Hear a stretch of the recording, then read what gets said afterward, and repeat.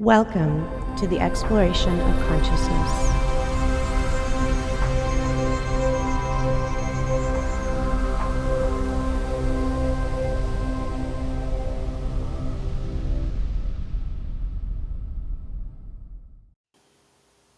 Ladies and gentlemen, welcome back to the exploration of consciousness. I'm your host, Matt Presti. I'm honored to welcome today's guest, who I met at CauseFest via Courtney Turner in Franklin, Tennessee, back in May. Welcome to the exploration of consciousness, Chuck Pierce. Great to be here. It's an honor to see you again. Fantastic to see you again, Matt. Well, it was a great meeting. Met so many really incredible people there. Before we jump into all the topics today, and we'll certainly discuss a little of the CauseFest as well, why don't you just give a brief introduction of yourself and how is it that you got into the formation of Restoring Men in History? Who is Chuck Pierce? Sure. I can tell you exactly when that started. I was going around and I would be talking to men and I would see what was going on in the world and I didn't like it. So the question is, are you and I going to do something about it? Or are we going to wait for others to do it? So I just thought I would try something. I got 4 guys in a room in Beverly Hills in a cigar club.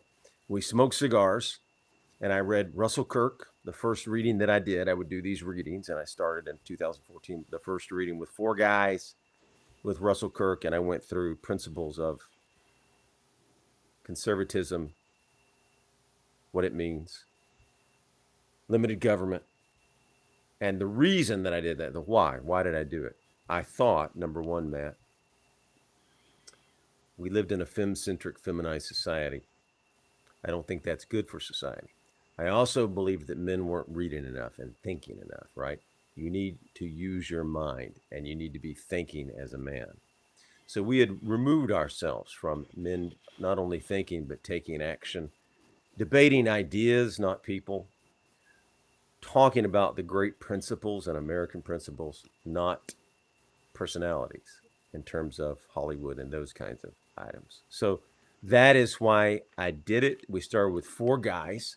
And then I said, hey, we had a very deep discussion. We went from about 6 o'clock to 1 a.m. So we talked for 7 hours, smoking cigars at the Grand Havana, Beverly Hills. That was the first meeting. I did multiple readings that night, probably 3 readings. And then I would say, hey, what do you think about that, Matt? What do you think about that, John? What do you think about that, Chris?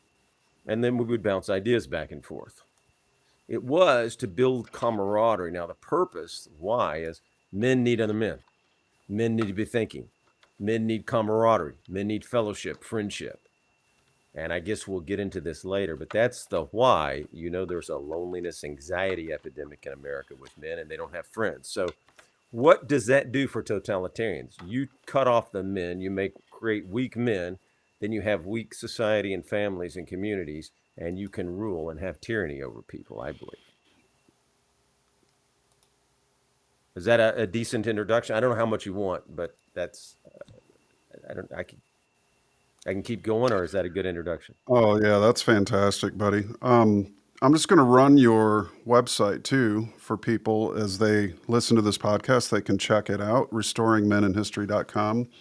I was going to ask you exactly what role modern feminism played in the formation of your org, and I think you touched on that. But specifically more, I know that the demasculation of males today and the sacred masculine, you could even call it, is even in New Age circles, is such a obvious thing to a lot of people now. It wasn't, though, in the past 2 decades.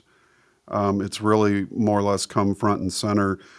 How has, what, in your terms and your studies, the modern feminist role played in the demasculation of males? How responsible is it in that sense? And what are some of the things that Restoring Men in History is doing to counter affect those narratives in society?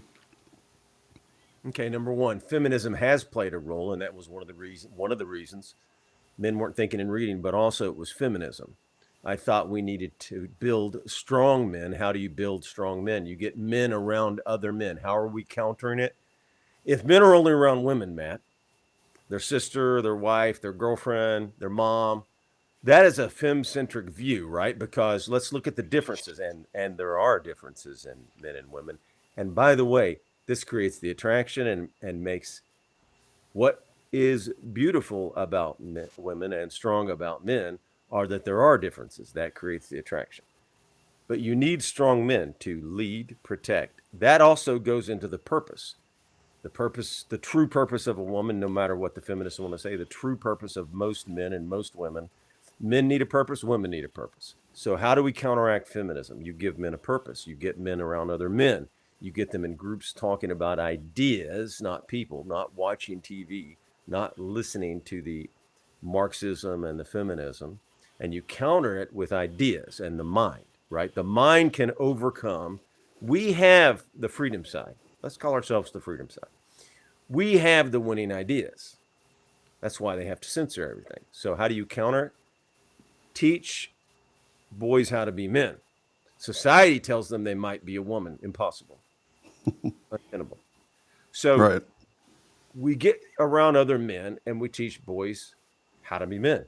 How do you do that? Well, it starts, Matt, with talking about ideas and virtues. In the Greek and Roman times, Aristotle, Plato, both discussed in different ways in the forms the virtues. Now, if you don't have a society of virtues, how can Matt work with me and trust me? But if we're both based on fides, virtus, fraternitas, in other words, if we have a fraternity, if we have fellowship, if we have courage, if we have virtue, if we have loyalty to each other and community, we can make society better. So by teaching the virtues, simple things, you can counter vice with virtue. You can counter cowardice with courage, because it takes courage today to stand up and state the truth. So how do we do it? You get men in a room, you get them meeting every month, you get them talking, then you go on one-to-one with some of the men, smoke cigars, and develop and further build that friendship and relationship. Because what makes a community, and it's Christmas, so let's think about It's a Wonderful Life, the film. What happens in that film? One man, George Bailey, you take him out of that community and it's different. So the theory is, if we can make one man stronger, 10 men stronger, 100 men stronger, you'll have more Bedford Falls. And notice in the movie It's a Wonderful Life, it's not the government that saves anybody. It's George Bailey. It's the Right. community that he has built. It's the community and the fellowship that was in that town. And what did they have? Community and individualism over big government. So teaching the virtues, talking about ideas, building up minds with deep readings. Going over every month, we do a lot of deep reading. So that builds the mind, produces better thinkers. We have discussions, produces better thinkers. If you can think well, you're going to have an advantage to counter feminism. So I think the question was, on feminism, has that affected it? Absolutely, 100%. We live in a femme-centric society. If you look at some of the voters, I don't know how we're going to go in politics here, but many female voters are one issue oriented.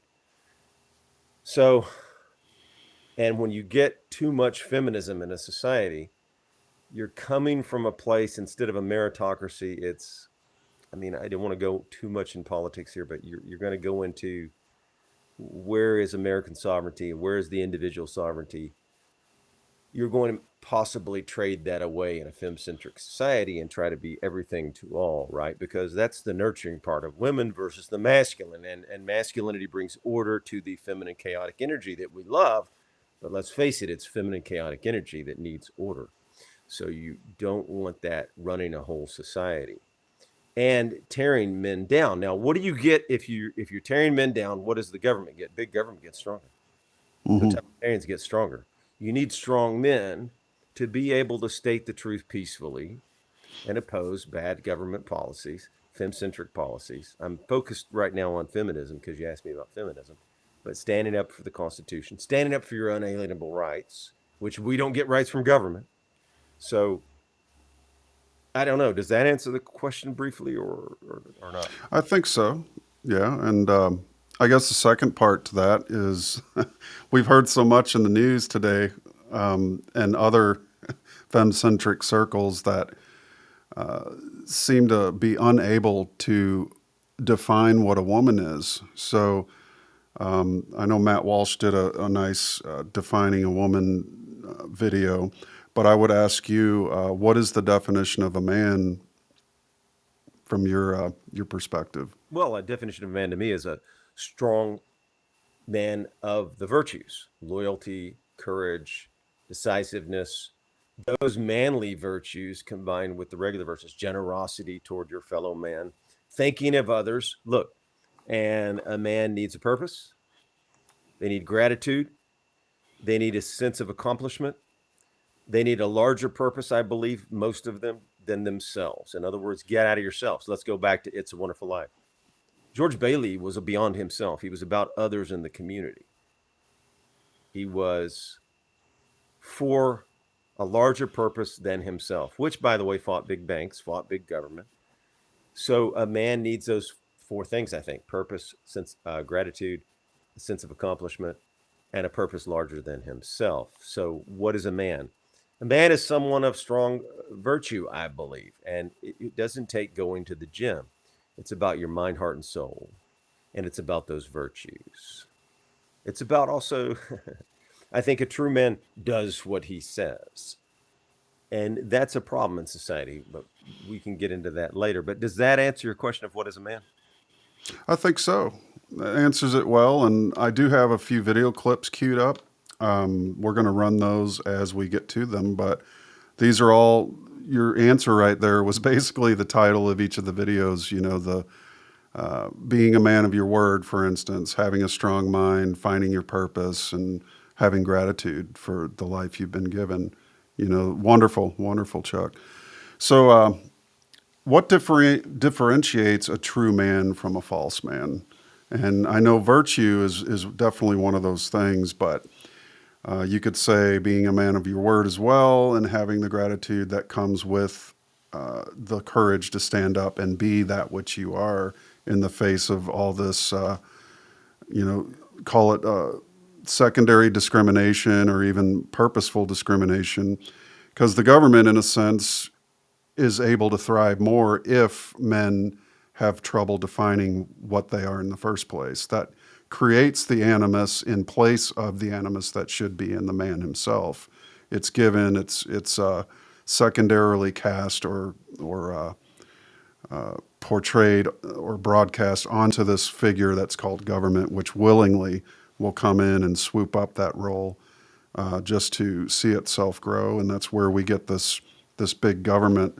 So, in terms of conservatism versus liberalism, which there's clearly a define there in today's context, how do you see the conservative side versus the liberal side in terms of upholding the values of manhood? Just a brief summary between the differences of the two.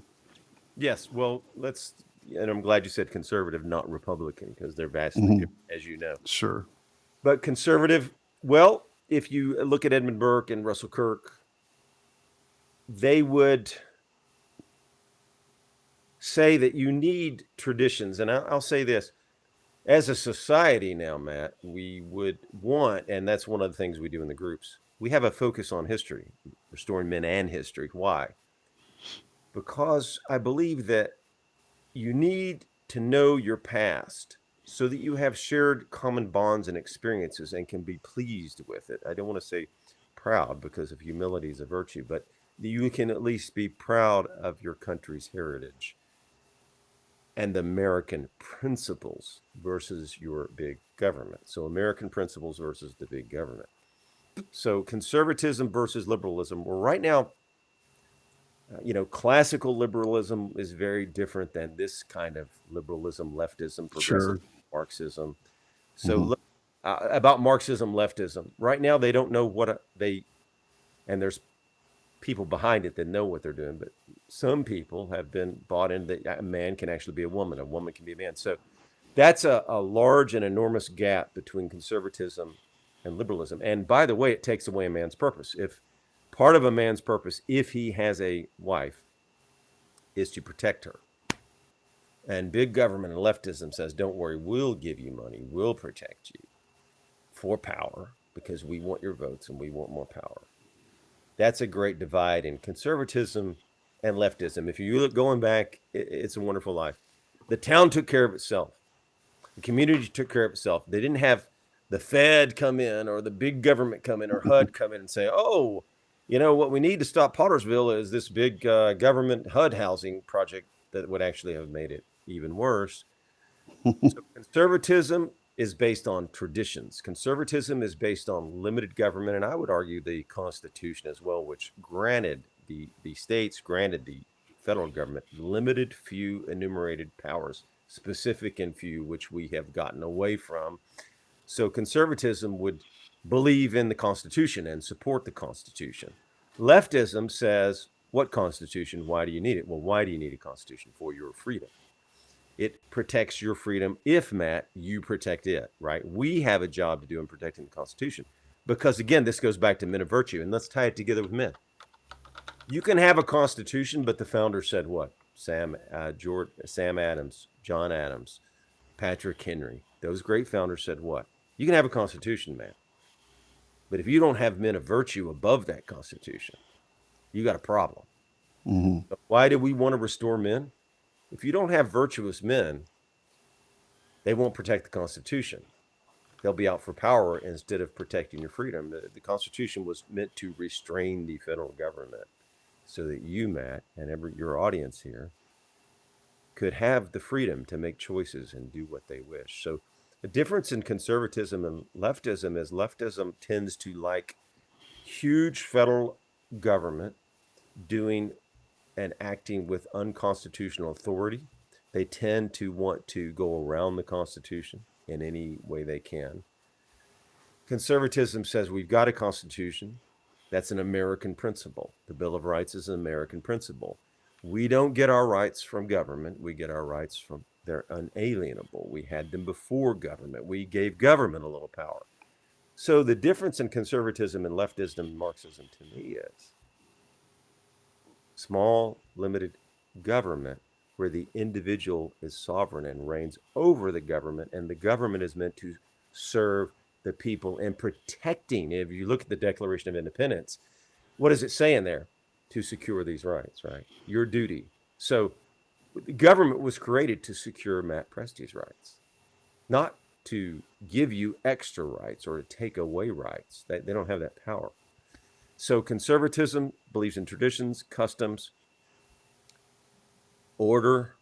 Russell Crook and Edmund Burke both talked about order. You need order in a society. What else would be the differences in conservatism and leftism, Marxism, progressivism? Again, it's doing things at the local level, I would argue, federalism, because that's written in the Constitution.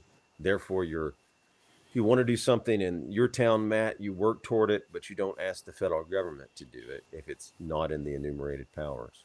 So it's more individual responsibility and more responsibility about being your community. Let me give you this example. Charity.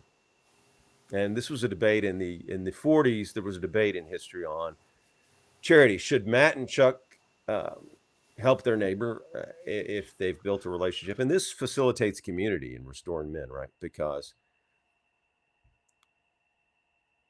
if you and I are active in the community and we're not looking for the federal government to do anything, we're probably going to have an incentive to be in the community, to get to know our neighbors, possibly to go to an organization, an association, which the government doesn't really like. By the way, de Tocqueville, when he walked across America in Democracy in America, said, one of the things that makes America magnificent is the local groups, which government has integrated as well. Why? For power.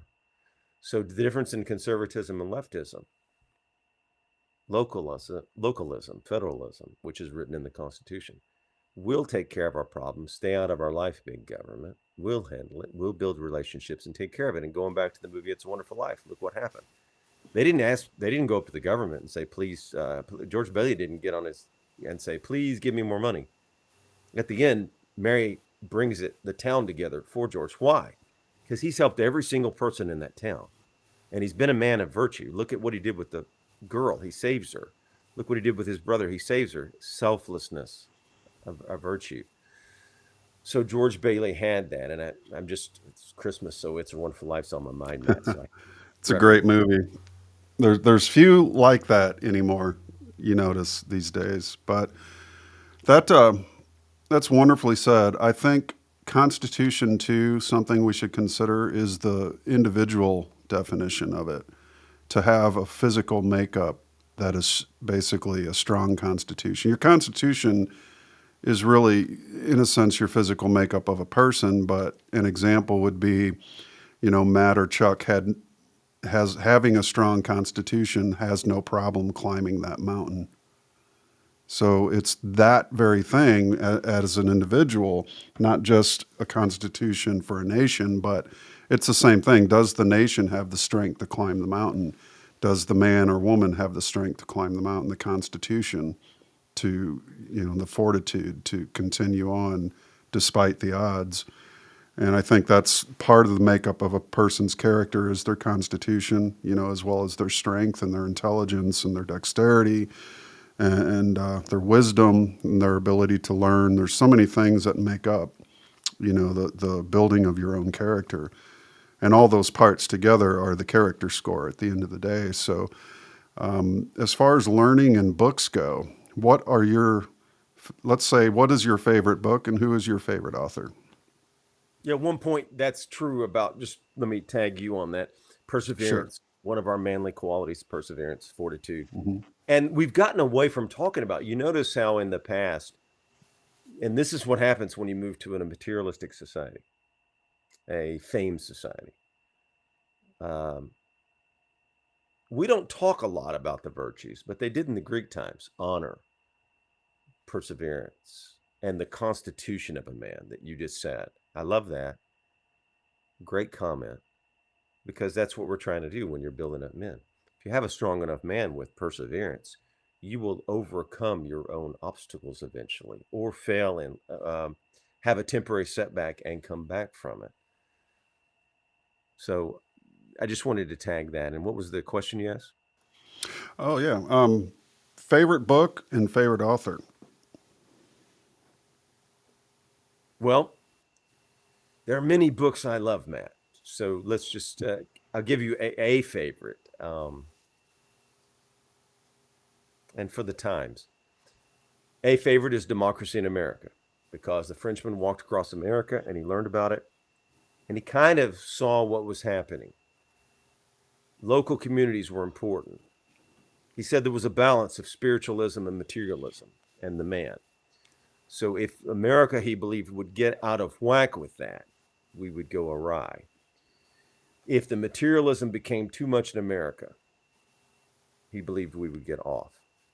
Another favorite for the what can happen in a bad society, and it's happening today, is mediocrity.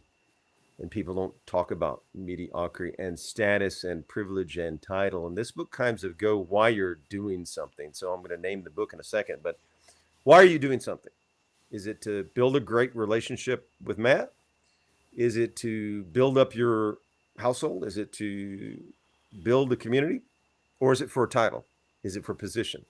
Are you wanting to reach your potential and become the best you can? Because that's one of our things. Look, just get one of the things I say, Matt, is get 1% better every year, 5% better, whatever you can do. Just reach your potential. It's not about the outcome, but this book, which talks about mediocrity and talks about status, who's going for a title, position, and power, which was a very good book on that end, is Atlas Shrugged by Ayn Rand. So that is a good book for what's going on today, because they couldn't keep the trains running on time. Hmm. So that's a book, Democracy in America, The Conservative Mind by Russell Kirk. That's a good one. Some of my favorite books, in terms of course, the Bible has good precepts in it. Do unto others and those principles. What else? There was a book. I can't remember the title, but it's one of my favorites. It was a good one. The works of Edmund Burke are good. Hmm. What else? I mean, there's so many books I like. It's a tough question, right? I guess maybe paraphrasing with, if you were stuck on an island and there's only one book in your possession, what book would that be? Might be a better question. But yeah, I'm the same. Some of my favorite authors, there's so many to list, but you mentioned mediocrity. One quote by Dr. Walter Russell was, "Mediocrity is self-inflicted, genius is self-bestowed."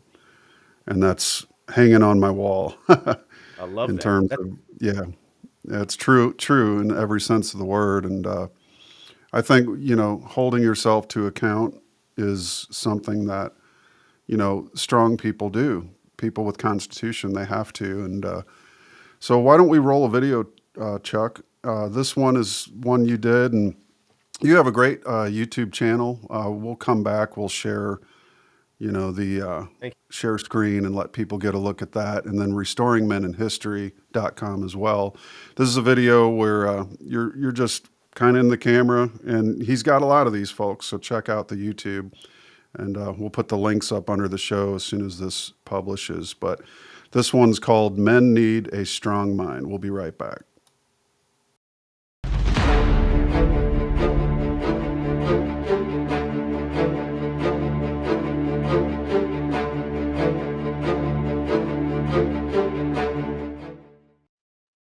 Restoring Men and History. And today is about taking action no matter what your feelings are. So it doesn't matter how you feel. As a man, you take action. Okay? So let's say that over the weekend, your girlfriend breaks up with you and you don't feel like your Monday task, but you have these goals. You decided that you want to get stronger and in better shape. So on Mondays, you wrote down on your list, you're going to the gym. So Monday, you wake up and you don't feel like going to the gym. Guess what? You go anyway, because we are not our feelings. We take actions anyway. So your feelings don't determine your days or whether you do something. We have emotions, we take them in, but you can control them. You can control them through your mind and your thoughts. Have a strong mind. You want to have a strong mind. Your strong mind overcomes your emotions. You keep going even when you don't feel like it. So let's say you had a list that you had of activities you were going to do on Monday, but your girlfriend broke up with you on Sunday night, and now you don't feel like it, and everything's bad, or your car got broken into, or you lost $5,000, whatever the case may be, it doesn't matter. Your feelings don't control your life. You control your life through your mind. Strong mind. A strong mind can overcome the feelings and push through and go on. And as men, we go on. We push through. It doesn't matter how you feel. You are not your feelings. You can have feelings. You can be angry. You can be upset. You can be sad. You're going to have feelings. You are going to have feelings. What matters is how you deal with them, how you react. So when you have a bad weekend or a bad week, you keep going. You make the calls, because if your goal's here and you're feeling badly, every day you've got to get up and do your task to get to this goal, no matter how you feel, right? It's not about your feelings, it's about your actions. Men must take actions, initiative. So this is just a short, quick video to keep you going, so you don't let emotions get carried away and then just sit for 5 days. If you've got to make 50 calls on Monday and Tuesday, that's 100 calls, but you don't feel like it, because I see this and hear this. I don't feel like it today. I'll do it tomorrow. I don't feel like it. Heard this all the time, by the way, in business. Well, I don't feel like it. I get around it, and the next day, the same person says, I don't feel like it today. I don't feel like it. So they keep pushing it off, and they're not hitting their objectives and their goals. They're not doing the calls or the number of meetings that they need for success. So you don't want to be controlled by how you feel. If you've got a number of meetings you want to hit and a number of calls you want to hit, you go ahead and do that, no matter how you feel. If you don't feel like driving 3 hours to a meeting because it's way out, but it's a huge opportunity, you go on and drive there. Even though you're feeling badly that day, you make the meeting. So here's the point to this short video. Gentlemen, it's not about how you feel. It's about how you deal with your emotions and push through, having a strong mind. You need a strong mind.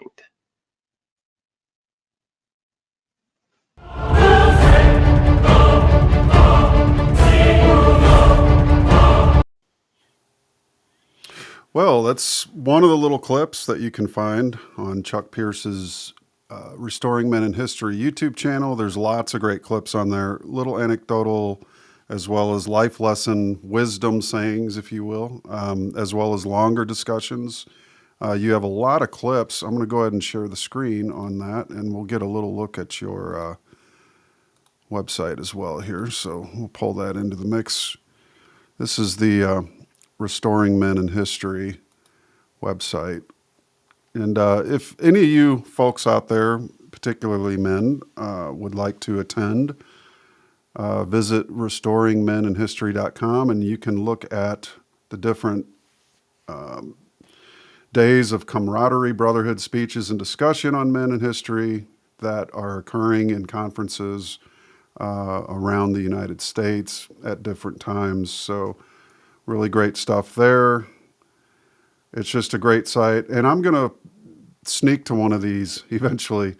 It looks like a lot of fun, and I'll be sure to find the right cigar for the occasion as well. But this is your YouTube.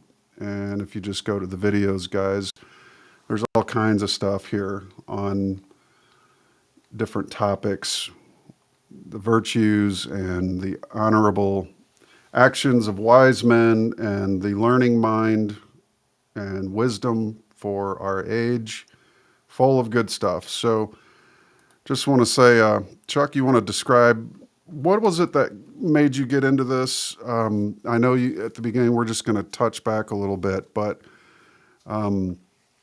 what was it that made you want to walk upright in a moralist world?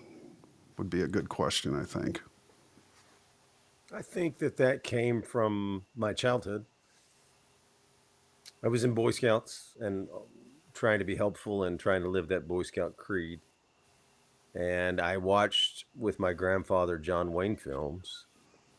I did a couple of videos on John Wayne because if you look at a John Wayne film, and movies are different today, what did John Wayne do? He took care of his people. He wasn't just about himself.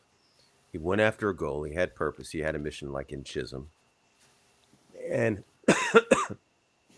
he didn't just go in for violence. In Chisholm, he's trying to write the governor, and he's trying to go through the proper channels, and it just doesn't work out well. So he finally takes action. But so, Matt, going to your question, John Wayne films, Boy Scouts, my upbringing, and also what led to this purpose. Personally, my dad was gone so much, and my mother and father fought so harshly. So I wanted for boys, if they didn't have a strong, good family, to have something else, or men to have something else, because some people don't have families. By the way, there's a loneliness, anxiety, depression going on in American men today. Mm-hmm. So they need fellowship and friendship, because you don't want to just get all your advice from women. Women are generally not going to take the same amount of risk as men, and men will push you a little bit more. I mean, that's the differences in men and women, right? You've got that John Wayne, which is a John Wayne film, ironically, and I just thought about it, where John Wayne is walking and he comes across this boy, and the boy's in fishing, and he goes, "You'd do better off if you were in there." And the boy goes, "I can't swim." And John Wayne picks the boy up and throws him in. And he's struggling to swim, and John Wayne says, put your arms together, son. And the mother comes out, and she's like, "He can't swim. You got to get him out." It's the perfect example, Matt, of the masculine and feminine. Mother's protective. We men push the boys out to become a man. So that film and the John Wayne films and Boy Scouts and my father being gone, I wanted men to have something, fellowship, differently if they grew up without fathers, because it's an American epidemic, right? Well said. Does that answer the question or not? I believe it does. I believe so. So, And John, Boy Scouts in a moralistic world, if you watch John Wayne films, you learned virtue, you learned loyalty. What was he? He was loyal to his men. Did he have courage? He had courage. And I had read history. I had read about the founding fathers as a boy. I liked Patrick Henry and Alexander Hamilton as a boy, and George Washington as a boy. And they talked about virtue. If you look at George Washington, He was concerned with others. He was concerned with he wasn't just about himself. And he did not want power, by the way. George Washington walked away from power. Patrick Henry didn't want power. They did it because Patrick Henry did it because he thought he had to for freedom. He didn't want title, position, or power. Patrick Henry has a couple of my favorite biographies. You asked me about books, or Patrick Henry's books. I love them. George Washington. Oh, you asked me favorite books. Ron Chernow's book on Washington Life, phenomenal. Ron Chernow on Alexander Hamilton, phenomenal. So, I mean, there were so many books when you asked me that question. I have so many favorites. That may be more difficult than asking me the difference in some kind of.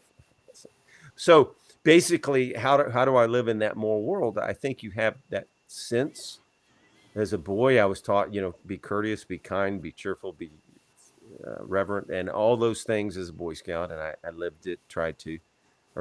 And John Wayne taught the virtues of loyalty to fellow men. He taught the virtue of courage.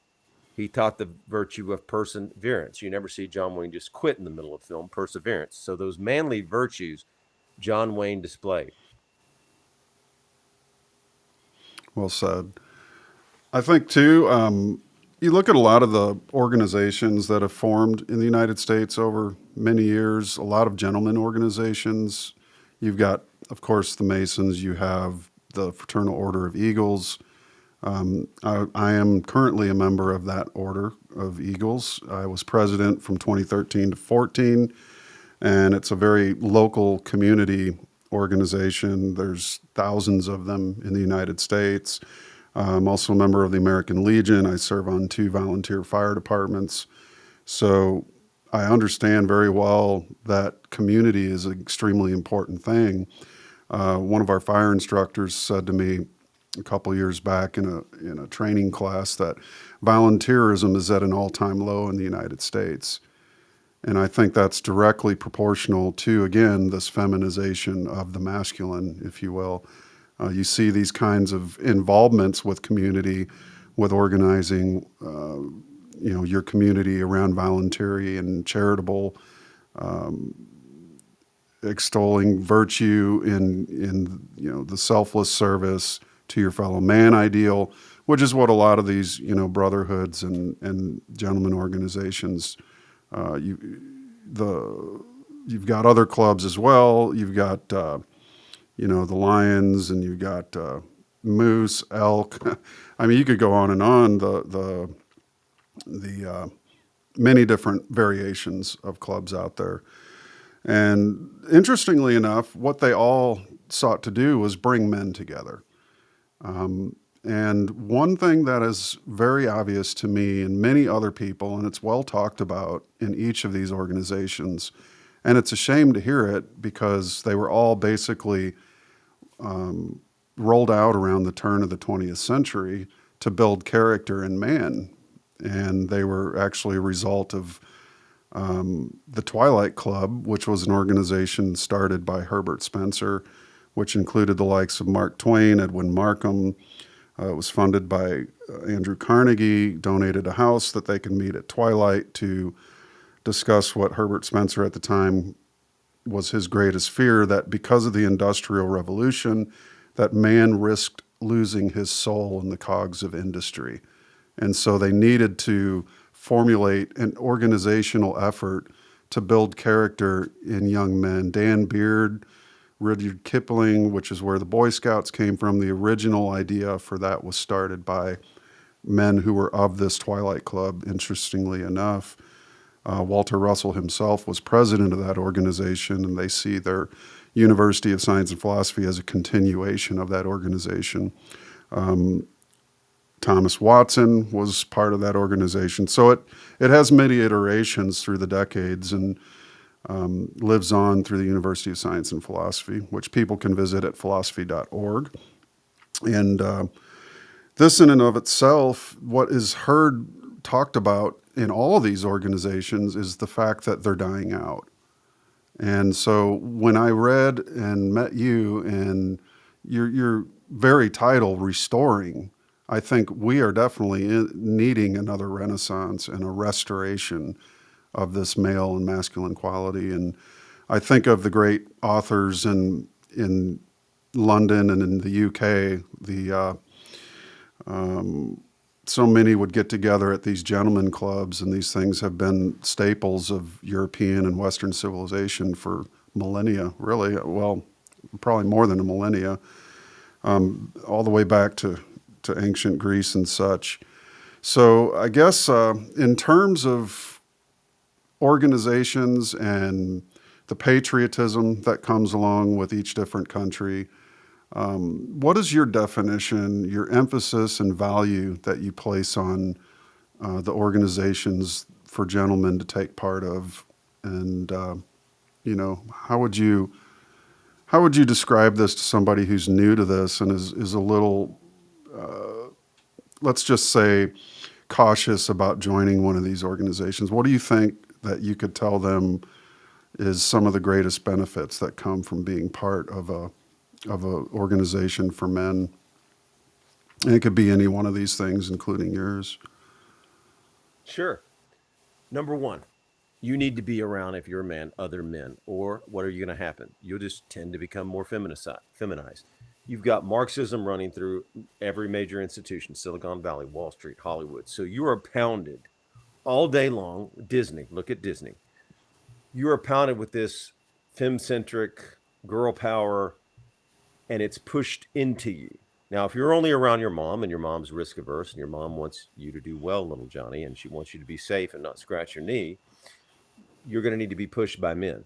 If you're just around your sister, she's going to tend to be the same. If you're just around your girlfriend, right? So what are the benefits of this? Look, men like this group and probably those others talk about ideas. It makes your mind stronger. So you're going to have a stronger mind when you leave and you talk. We will run these groups, let's say Beverly Hills or Orange County or Dallas. We go hours and hours and hours every single month. By the way, you put up the website, but there's Brian Kaiser's phone numbers on there to call. We're starting Birmingham next, but there's numbers on the website to call if you want to get involved in a group. But here's the thing. What's the value of it? You're going to form a stronger mind. You're going to have male camaraderie. If you didn't have a father and you don't have a brother and you don't have much family, it will be your fellowship. And it can make you creative as well. Think about J.R.R. Tolkien and his group that met in England. Matt was talking about England. And that group met. And that's probably that and being in the war. Why so much fellowship went in The Lord of the Rings. And I wish I read the whole series as a kid. J.R.R. Tolkien had met with these guys, Fellowship Society, that they started. And they read poetry and read each other's works and talked about it like men with ideas, with pipes, sitting around the university. So what does it give you? Number one, you need other men. You don't need to be alone. You're probably not going to make it alone. You may be the exception that can make it alone with no one else in life, but is that as enriching? Is that as fun? Because look, I can learn from books and I can learn from men like Matt, and I can learn from other men by listening, hearing what they say. So you're going to have camaraderie, fellowship, intellectual stimulation, and you need that as a man, right? Because men are about purpose and ideas. You may come out of there, and this is not the purpose, with a business idea. Then you go from the group, you'll form relationships. What I like the men to do is form a relationship with one guy, and then say you pick Matt, and you and Matt go out once a month to further develop that relationship, so you can talk to Matt about your specific goals. Matt can talk to about his specific goals. If you have a problem in life, don't just be going to your wife and girlfriend. I'm going to tell you why here. You need to go to men. You don't need to be burdening your girlfriend and wife with all your problems. Make life fun for your woman. And she does not want to see your feelings and emotions most of the time. And she does not want to hear about the problems. She wants you to fix them, unless she's talking about a problem. And then you can listen and not fix them, because she just wants to talk. But if she doesn't want to hear you talk about problems, she just wants you to fix it so that she can be secure and safe. So the benefits of this group are you got to have other men. You will come and have a good time and camaraderie. So it's fun. It's intellectual stimulation. And you will build relationships, which you're going to need in this world and want to enrich your life. What if you get to the top of the mountain and you don't have anybody to share it with? What if you don't want to get married? You just want to have male friendships. I'm not saying that's the way. I'm just saying that is a way. There's MGTOW and all that, which are withdrawing. And so we think this makes you a better, stronger husband too, and a better, stronger boyfriend, because you need to be away from the women. It balances you. You're in a femme-centric, feminized world. You probably don't even see it. Every movie, and we could go through movies today and the propaganda of it, the Marvels just failed. Because Disney is the worst in Kathleen Kennedy. Indiana Jones, she tried to create a new, I wouldn't see it, but apparently from what I've read, she tried to create this female Indiana Jones and destroy the character. So you are in a femme-centric world and a feminized world. And instead of, are we becoming better? Are we building and creating great things? Are we stuck in a femme-centric world where we're trying to make everybody comfortable? The point of being a man is not being comfortable. That is not the point of being a man. The point of being a man is challenging yourself and reaching your potential and getting on purpose and getting better, not being comfortable. And Americans can be complacent and comfortable. And by the way, big government will feed you that. They'll feed you complacency because that's good for them, right? You get men watching porn, playing video games, sitting in their room alone, isolated. You will be lonely, anxious, depressed, probably most people, and alienated. And that's a great way for the government to acquire and amass more power. Wouldn't you think, Matt? That's so wonderfully said, Chuck. I got to stress several points you made there, but just the fact that when I looked at, as you were talking about, if you don't get out and talk to other men, you might miss a business idea.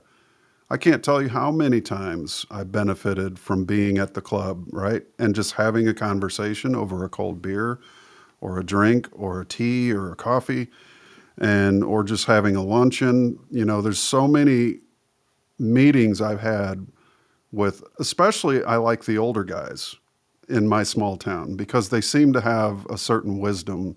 All my friends are over 70. So it's very, that one touched home because I have, what's the phrase I would use? If you don't go out, it's like keeping cold counsel. Right, that's an expression from a Tolkien from the Lord of the Rings. Don't keep cold counsel with yourself, Saruman. Right? You'll end up locked in your castle, and your only friend is Wormtongue, for God's sakes. But that's, I think, one of the things that the internet has really been, in a sense, a downside for this group camaraderie, which has been up until this point in human history something that men have taken part of willingly for centuries and perhaps millennia. So that in itself is, a lot of people, they have all the Netflix they could want, Amazon Prime. I mean, they have no reason to leave the house. And I've even heard it said that men shouldn't leave the house because if you truly love your woman, you're going to stay home and do whatever. But at the same time, the argument there is you guys will drive each other nuts if you don't respect the solace that each person requires. In order to be in a relationship, you have to have time by yourself. And in many instances, if you're not in a mode of creation and you want to be around other people, if you're gregarious and whatnot, joining an organization where men can sit and talk about things, whatever that organization is, there are many, but that's one of the best things you can do. Even a volunteer fire department, for instance, we don't just put out fires. We have fundraisers. We're doing one this weekend. We're selling raffle tickets to raise money. So we have a collective effort. In a sense, it's, there's that fine balance between individuality and collectivism. But at the same time, having the gregarious mode of sharing something with people that are of like mind, in particular, the men of our world and of our communities, that is such an important thing, and it's so often overlooked anymore with all the creature comforts like Netflix and everything else to just sway you away from even the desire of getting into your vehicle and driving a few miles in order to share, some great discussion with somebody older than you or younger even. Because that's what's lacking is true communication, face-to-face communication. And that's why I want to eventually visit one of your events in person. I think it'd be a blast. And so, I think what gets you into this mode of wanting to share is again, it's wanting to learn, because there's so many important things that our elders, those older among us, call them our grandparents, our, the elders of our race, whichever race that is. It could be one or the other, it doesn't matter.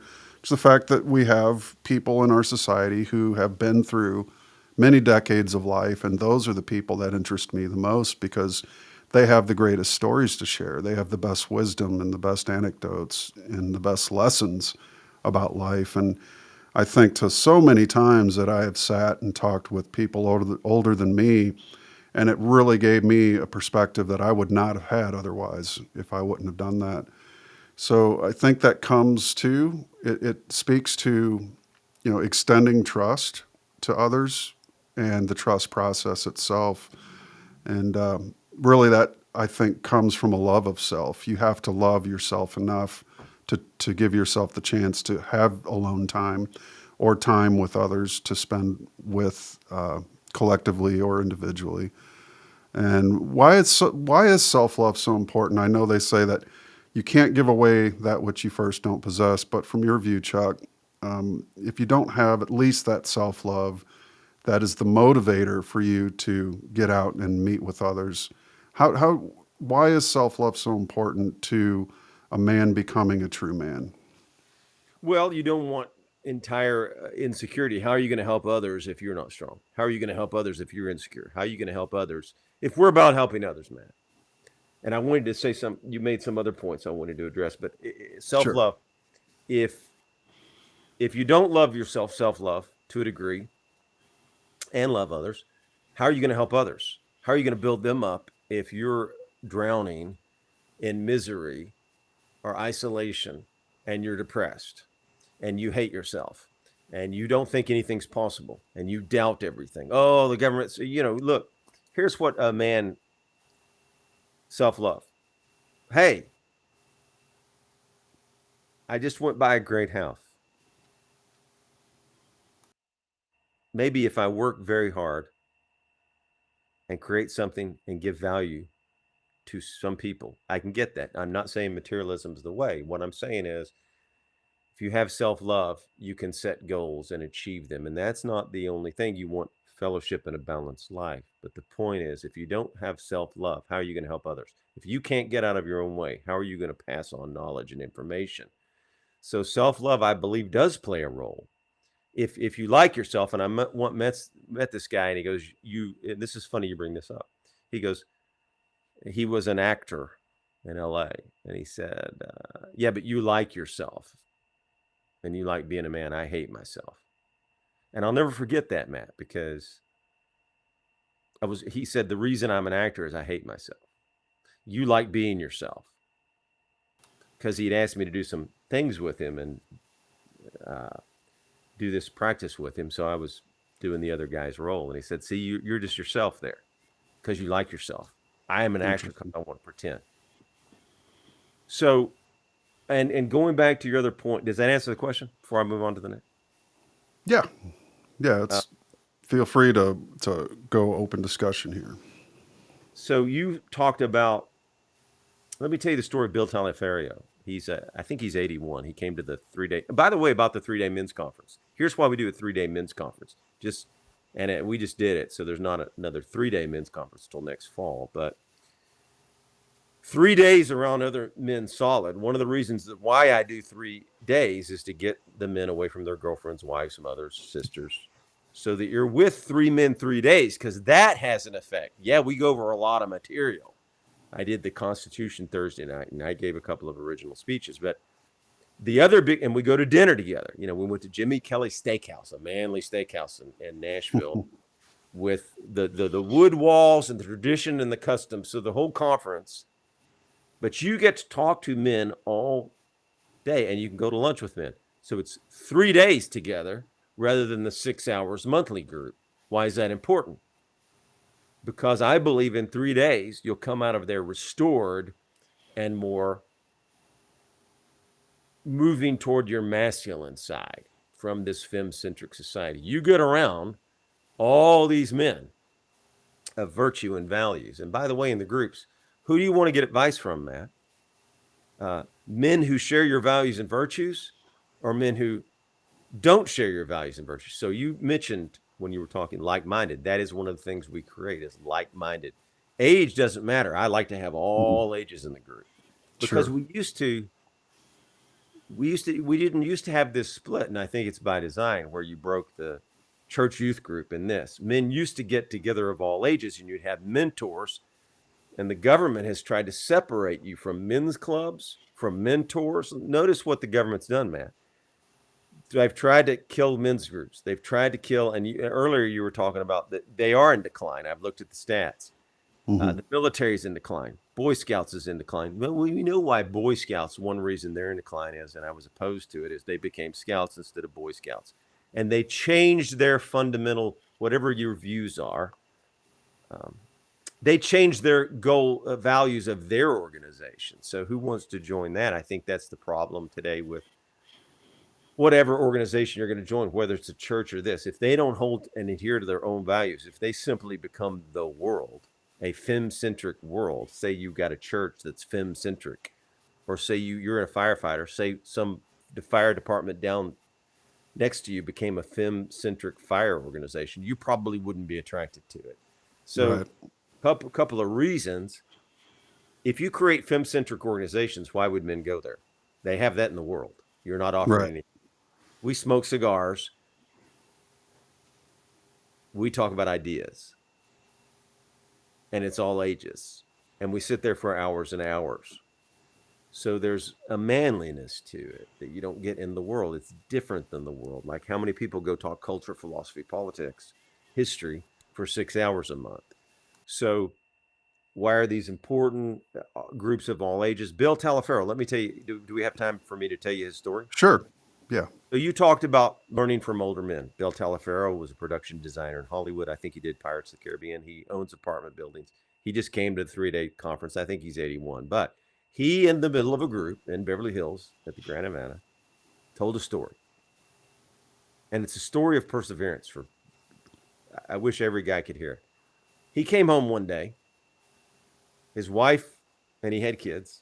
And I think he was over, was he 40? I can't remember the exact age, 50, 45. I can't remember his age. But anyway, threw all this stuff out, said, get out. We're divorcing. I'm keeping the kids and I'm keeping all your assets. Now, at that point, Matt, and this is why Constitution you talked about. The Constitution of Bill Talaferro is, are you going to blow your head off and commit suicide? Are you going to go into depression and watch porn? Or are you going to turn your life around and move forward? Bill Talaferro decided to move his life forward. And he told us the story. He had to start over. He had to go live with his mom. He had no clothes. He had nothing left. He couldn't see his boys. She cut him off. He went on production design for Hollywood films. Now he owns apartment buildings. He was at the conference at 81 for 3 days, staying up. And remember, our conference goes till 1 a.m. every night. We don't, we go to dinner at 4 and then we stay up all night. So the point is, you mentioned you can learn from older men. I Hmm. think that's a great value that's been taken away and divided on purpose. I think the Marxists don't want you learning from older men. I don't think they want men together. They show it, they prove it. They don't want Matt to learn from Bill Talaferro that he was able to overcome, hear his story. And you, because Matt might say, well, wait a minute. If Bill can start over, he had to start all the way over, had nothing Hmm. at Right. 45 or something with kids. And you say, well, if Bill can do it, maybe I can do it. If you have a problem, you've now heard a real story. You talked about hearing stories. And we read history, like you have time for another story? Sure. Richard Henry Lee. You know who he was? Mm-mm. Okay, he was one of the founders. He was a Virginian, and he was the guy that originally proposed all these states shall break away from England, right? And he was up there. At one time, he wore a black glove on his hand. Now, this is back in the 1700s. Why would you wear a black glove on your hand? He wore a black glove on his hand. He was from a Virginia family, one of the founders. one of the anti-federalists, opposed big government, wore a black leather glove always everywhere he went because he was on a hunting trip and rifle misfired and he blew off 4 fingers of his hand. Now, here's the point on that story.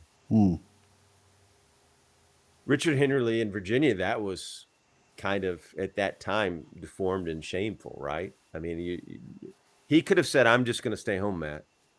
I'm not going to serve the Continental Congress. I'm not going to serve the Virginia legislature. I'm not going to do anything. I'm not going to let anybody see this. But instead, he put on a black glove and he fought for freedom.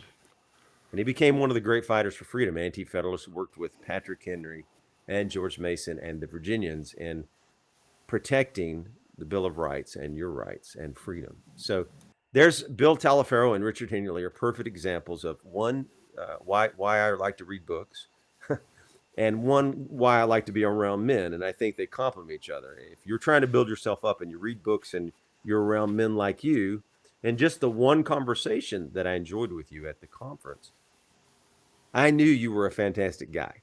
And one night, I knew you had a good soul, good heart, and good mind. I knew it. And I can see I'm around a lot of men. I knew that about you. So the point is you can learn from other men, and you said that, right? Yeah. I couldn't imagine my life if I didn't have other men in it, at crucial times too. That points come where, you learn what you need to learn and you employ that sort of, like adding points on your own compass so that you can navigate the world with a little better wisdom. And I think that's what, men are able to give each other, especially in times like this where, the collective versus the individual is at an extreme level, and self-love is, at a very dismal level in terms of men, what they have to face and the constant bombardment and barrage of, anti-masculine devaluation, I would call it. So yeah, it's very important. I think one of the big things too that you talk about, and I'm just going to run the next clip here because it's right on time, is having gratitude. Gratitude for the things you've accomplished, gratitude for the learning process, and for all that is good in the world, despite all the things going on. So we'll run this clip. Can I bounce off your self-love real quick before you run that? Sure thing. You talk about self-love. Yeah. If you create a generation of isolated, alienated, anxious men who don't know what they are, think about this. You wake up in the morning and you say, oh, I might be a woman. And you're Marxist indoctrination in the schools, Marxist indoctrination in Hollywood, and the confusion. How are you going to build a business with Matt and me if you can't even figure out what you are? And if you don't know whether you're a man or a woman, or let's do another example. Oh, toxic masculinity. Men are bad. I'm going to be gentle. So what else is a man? Assertive, right? So you don't want women to have to be assertive. You want to take charge and lead. So when they take the assertiveness away from men, then you're putting women in a bad position. Then women have to make the decisions, which they don't really want to do. And I've met strong women that I've dated and said, I'm glad you make all the decisions because after work, I don't want to make any decisions. And I'm happy. And I've made all the decisions. Now, that doesn't mean that I just am controlling. I'm just, hey, do you want pizza or a burger? I still would give choices sometimes, but sometimes I just say, we're going here. We're going to do this most of the time. What does that mean? When you create a society of weak, effeminate men, then women have to become masculine. What does that do to society? Well, a manly guy like you is probably not going to be attracted to a masculine woman because you probably want the opposite, and that creates the attraction. So what do the powers that be get? They get men and women divided and disliking each other. They get men divided from each other and say, you don't need other men. That's toxic masculinity. Wow, what are you going to do? Go smoke cigars and talk about ideas? We don't want you doing that. Get on porn. Sit in your room, watch Netflix and porn, and we will feed it to you. And later we'll be glad to put you in a 15-minute city. Right. Condition you to be alone. And I think, Matt, they're conditioning men and women to be alone, which if you see the other stats on women that are going to wait to have children, and eventually a society needs children. So this whole attack on men is an attack on society, an attack on women. You're going to have fewer good men of virtue to marry. And if men are doubting themselves constantly and they don't love themselves, if they hate themselves, let's reverse it. Like that guy I met who said, I hate myself. Met him right in LA. I hate myself. That's not great for society. So you talk about self-love. That's great for totalitarians. That's great for the powers that be. But if you don't have any self-love, like being pleased that you're a man, being full of, hey, men came before me. They built this country. They wrote a constitution. They wrote the Declaration of Independence. They built buildings. They built farms. They farmed for their food. They created a food supply. All these men have done great things. So we don't need to be ashamed of being men. You need to be pleased with being men. You need to be standing on the shoulders of these men that came before you and pleased with them and what they've accomplished, because we created the greatest country in the world for freedom because of these men, Richard Henry Lee, Patrick Henry, and other men. So you can be pleased and you can honor these men, which they don't want. Am I talking too much about this? Because I could go on forever. I think it's a great lead up, because without self-love, how can you have gratitude for anything? You'll always be at a disadvantage. If you don't have a worth in yourself, then there'll be no gratitude for things on the external side. So we'll roll this, Chuck, and then we'll come back and go into some more discussion. So stand by, folks. Here's a video, another by Chuck Pierce on gratitude.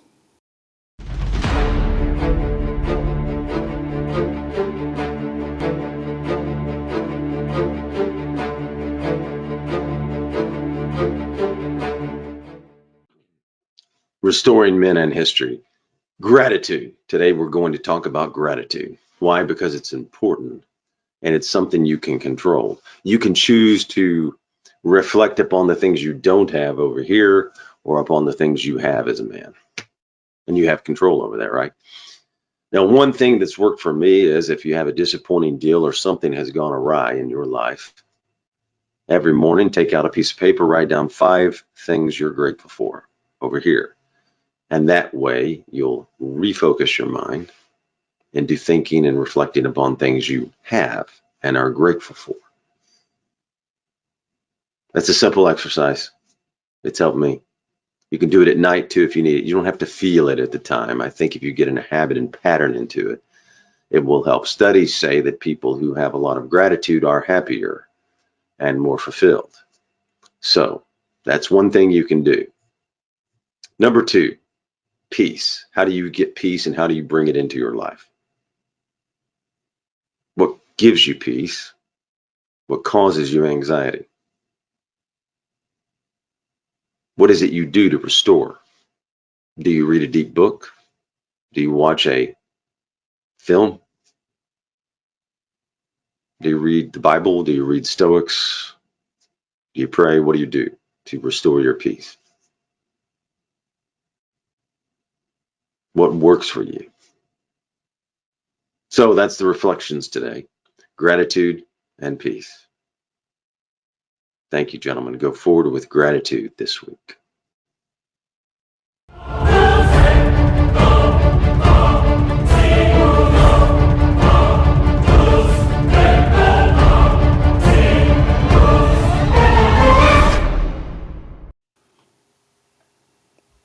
All righty. Any comments on the video that you'd like to add to that?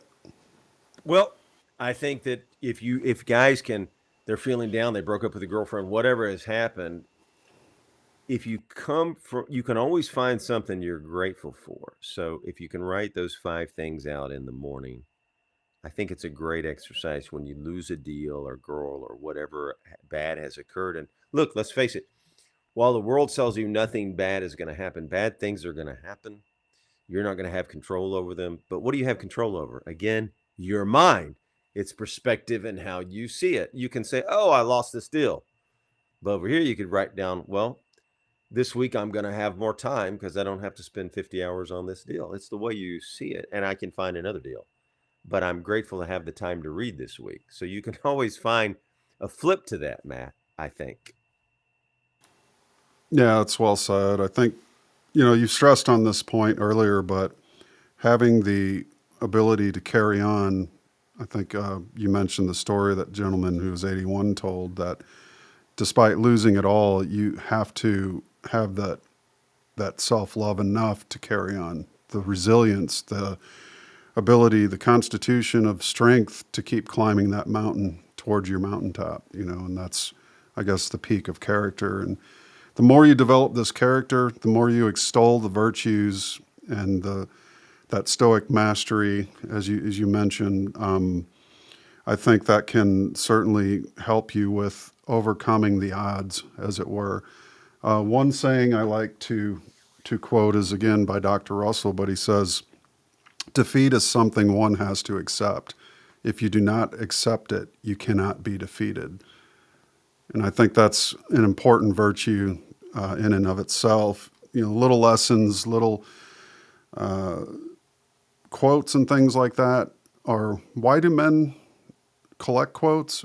Because we need them at particular times in life. It's, here comes this quote just when you need it. And I have had that happen to me numerous times in life, to where, you really get on this self-critical, self-judgment train, which, is easy to do when you're younger, in your 20s, especially in your early 30s, when you haven't really had a taste of success yet.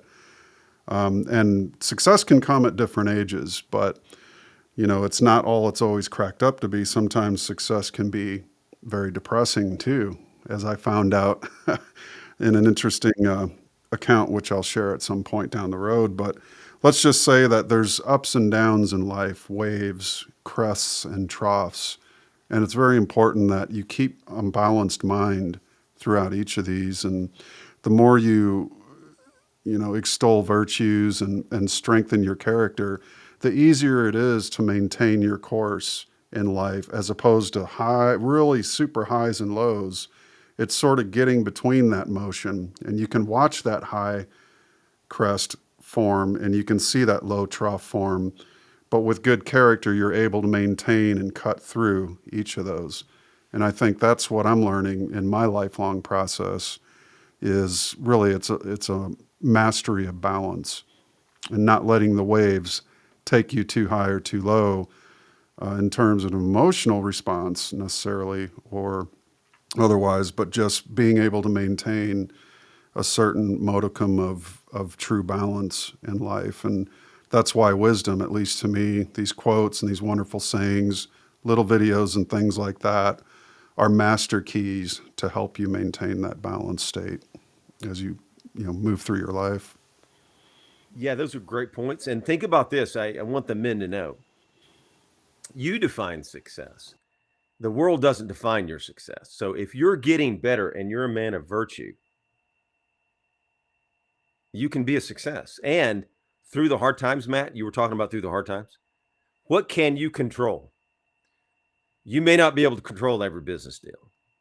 You can't control the economy, but you can control fellowship, your friendships, how often you meet with them. And guess what? Well, if you have put the time into friendships and fellowships, you will have that when you lose your business or lose your wife or something. I met a guy in Beverly Hills that was contemplating suicide.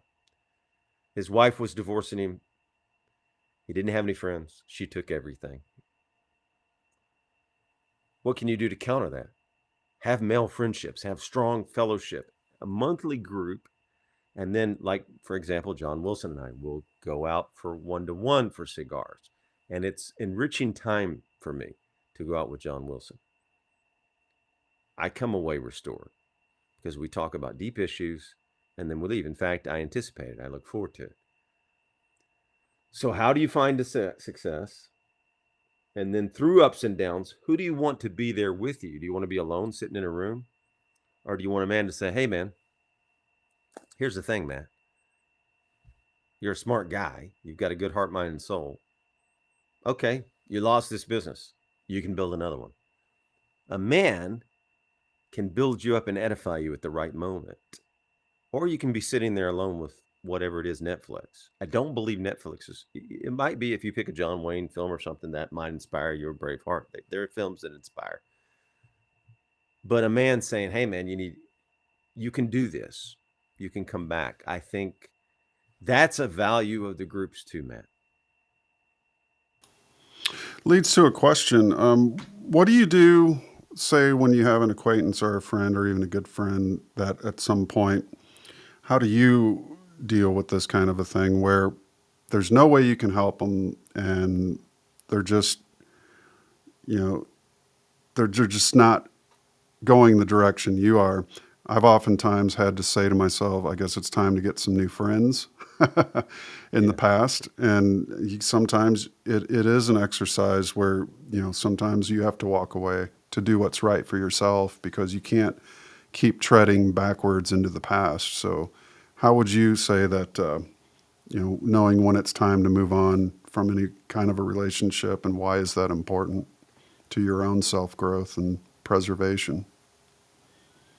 Well, one of the things, Matt, which we'll probably get to later, is if I've got a guy that's not coming to the group but doesn't text me to cancel, or he says he's coming to the conference but doesn't text me, then he's not doing what he says. And that's kind of one of our mottos in the group. I start a lot of groups with, hey, listen, we're men, do what you say. It will put you 90% above, but we'll probably get to that later, so I won't overdo it here. Mm-hmm. But the point is, one of my marks of friendship is if this guy doesn't show up or doesn't complete or doesn't show, that's one step. Another step, I guess more of your question is if his life is going in a direction that I don't see as good for him, but we can't help him. Is that really the question? Yeah, something like that. And Um, even in some instances, you just outgrow because, say, one might choose to stay in the illusion of, my wife is a feminist and she wants me to go to the trans story time at the library. And, you're on a completely different level playing field, and it's just not a relationship that's going to work. And this has happened because of COVID, you could say. A lot of, familial relations between people and their family members have gone completely different directions. And that's kind of what I'm referring to, I think, in that, you sort of just, you can't associate any longer. You can still love and have basic respect, but that association, that what was once a close friendship is now severed, and you have to continue on with what you know to be right at the end of the day. oh, I think that's 100%. So that's a great point that you just made. Because we believe in shared values and virtues, if someone doesn't starts not sharing the shared values, virtues, and purpose, I've not nothing against them. I've just not invited them back sometimes because they're on a different plane and dominated by their wives. Like for example, I was out with a guy at the Grand Havana, and I said, yeah, somebody introduced me to him, and he wanted to really come to the group. And I said, well, okay, the next group is that Beverly Hills group met Thursday. I said, it's Thursday, blah. And he said, well, I'll have to check with the boss. And I jokingly said, you have to call your boss before you meet my group? He goes, no, my wife, man. So, needless to say, you can make a choice. Are we going to work with that guy and bring him in? Or are we just going to, he's too far gone. So, yeah, there's people that I've just distanced myself from because they're so far gone, right? You can move Mhm. somebody here to here, but if they're all in that feminism, are we going to put the time in that? That's really your question, right? Yeah, I think so. And it stems from a personal experience too, that I've gone through several experiences where friends and we split, and that's the end. And it's just ideological differences or differences of, what the direction I want to go for myself. And sometimes it's difficult because you might have a lot of feeling, a lot of respect, and a lot of camaraderie with that person in the past. But because, and it may seem like a selfish choice to choose yourself in some instances, but you know that if you don't, you're not going to be who you're supposed to be. And oftentimes people from, past friendships and things like that, because of ideological differences and because you're focused on working on your own self-development, will get upset with you because you're moving naturally in a different direction. And we should never feel that, we shouldn't go that direction, because what you risk is losing becoming who you're truly meant to be because of guilt or shame or some forced, complex that somebody might say, well, if you do this, then you're not my friend anymore, which I've had that happen too. And, now that I look at my life, though, those hard decisions I made where I chose to go on for my own self-development were really some of the best decisions in my life, because had I not made that choice, I would still be there today.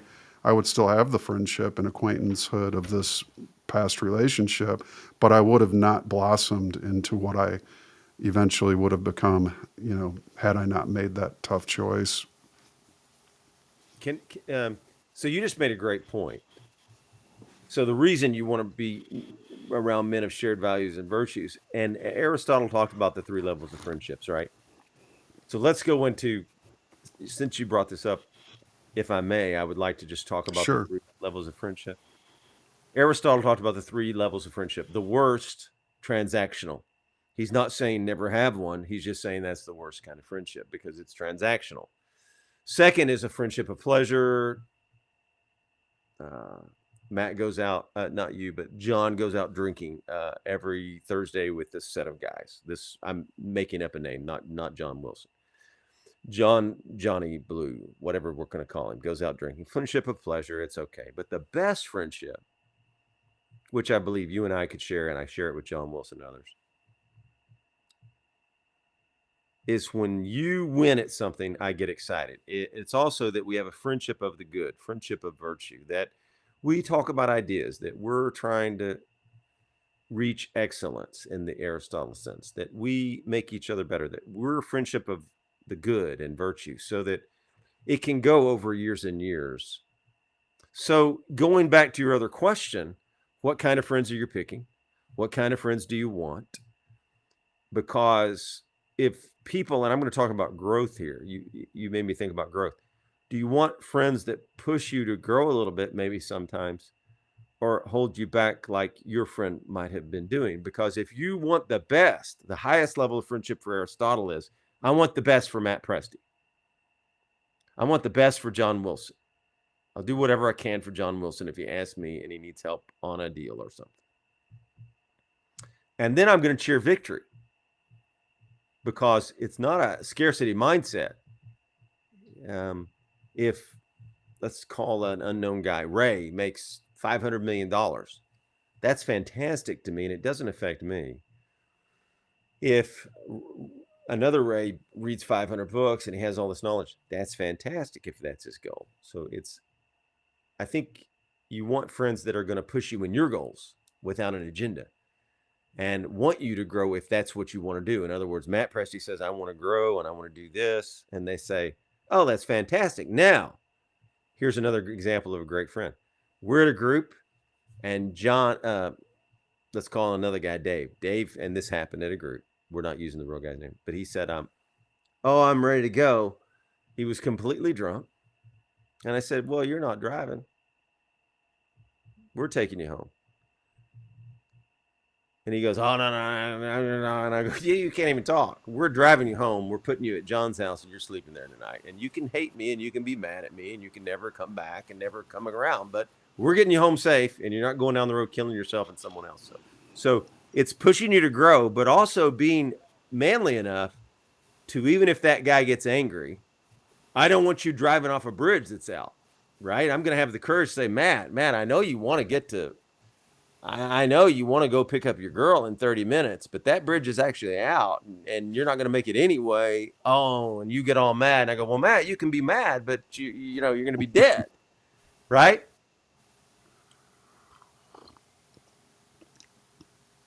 So I guess with friendship comes that balance. You have to have, the willingness to be stern when stern is needed, but also be fluid, and I think, One thing we don't talk a lot about in this society anymore is the relationship between men.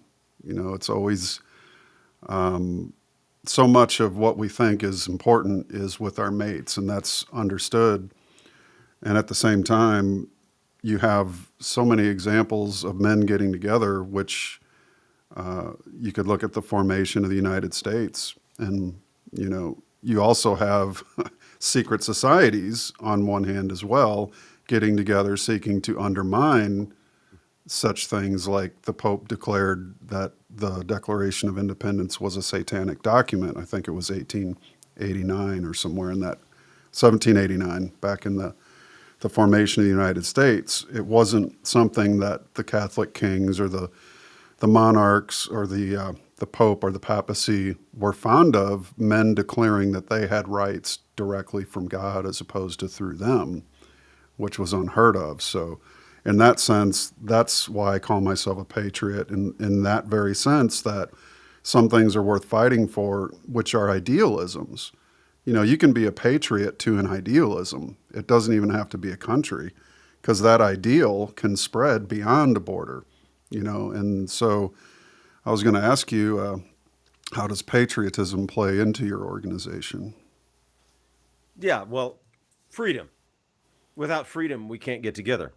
The First Amendment was written, and you saw them try to cut it off during COVID. Why? Power, right? They didn't want churches to get together. They didn't want men to get together. And this is, and going back to your other point, we don't talk a lot about men getting together, men's issues, the virtues. It's a fem-centric society. What are we talking about? Abortion, birth control. You can get it in any Walmart. Seriously. But then big government, big nanny state comes in and makes this a big topic because it subverts freedom, right? So men getting together is so important, and talking about isolation, loneliness, anxiety. Think about if it were reversed and women had all these issues going on that men had going on: suicide, depression. By the way, depression's increasing in women. Feminism has not been good for them, and they're losing friends, so it's affecting them now. But, and then, so I think you had a question too. What was the question? I just asked, how does patriotism play into your organization? How Oh, much of an important uh, line does it take, or part? yeah, we talk about the founding because I think Hmm. the origins of our country is important. We talk about the Constitution. Why? Was without freedom, Matt, you and I couldn't have this conversation today, and they're trying to censor us and cut us off. Another example, and by the way, this leads me, why are the groups important? What if they shut the internet down one day? I don't think they will, possibly, but if they did, and you have a group of men, you still have that group of men. Exactly. You Well have a way, said. you have a way to share information. And we have bad narratives running, right? The government pushes down a narrative. COVID's going to kill everybody. But you can temper that by going to Matt Presti, and Matt says, hey, man, come on, look at this stat. And Chuck says, hey, look at that, man, come on. The mask was a little note down here, and we tell them, go to the CD site. Their own note on the mask is it doesn't work, right? Look at the Hmm. Pfizer report. So you can share information. That's why they want to censor it and get it off the internet, so you and I can't share it. So why patriotism is important, and does it have a role in the groups? Yes, because without freedom, we can't build businesses. You're going to have a big totalitarian government where these corporations are becoming larger with help from the government, which is different. If Matt Presti builds a huge Ford company by himself, fantastic, go to it. If the government grants Solandra funds to build their company while it's losing money and keeps funding it, badly done, as the man would say to Emma in the movie. I mean, badly done, right? So, yes, there's a patriotic element about freedom, about the Constitution, about the Bill of Rights, because it allows us to get together, assembly, and talking about gratitude. I'm grateful to have this conversation with you today. I'm grateful to get together with those men. We now, as Americans, I believe some Americans completely take the Constitution and the Bill of Rights and what that means and what it means to freedom to pursue your own goals, to pursue your own ends, to get better for accomplishment. We, Matt, if you don't understand the founding, where your rights come from, how do you protect it? If you don't know the history of these great men, like you just said, getting together, like I've got a Patrick Henry story, but they tried to shut down the government in Virginia, Matt. And you know what Patrick Henry did? He said, hey, let's all go meet. And they went to Raleigh Tavern that day. And they met and discussed ideas about freedom and how they were going to stand against the British. Right then, Patrick Henry said, the governor dissolved the Virginia House and Patrick and Senate and Parliament and Patrick Henry said, let's go down. And they picked Raleigh Tavern and they talked about ideals and freedom. So why is patriotism important? It's important to freedom. If we don't have a country, do you want to be under the United Nations? I don't. I want to be under our Constitution that protects our rights. The United Nations is pushing, look at the kill switches, the cars, and everything coming from the United Nations. And they're pushing the WHO's pushing this global health initiative. So I want that. So patriotism and our Constitution, if we protect it, they go together. We have to protect it first. Protects our freedoms. Make sense? Sort of an antidote to tyranny because it's worked once. So, I mean, it can work again. Absolutely. I think that, so well said because, I have a friend in Virginia. I work in Virginia about half the year. And he's a descendant of Thomas Stone, one of the founding fathers. So he's reading quite a lot of books. He's an inspiration to me too.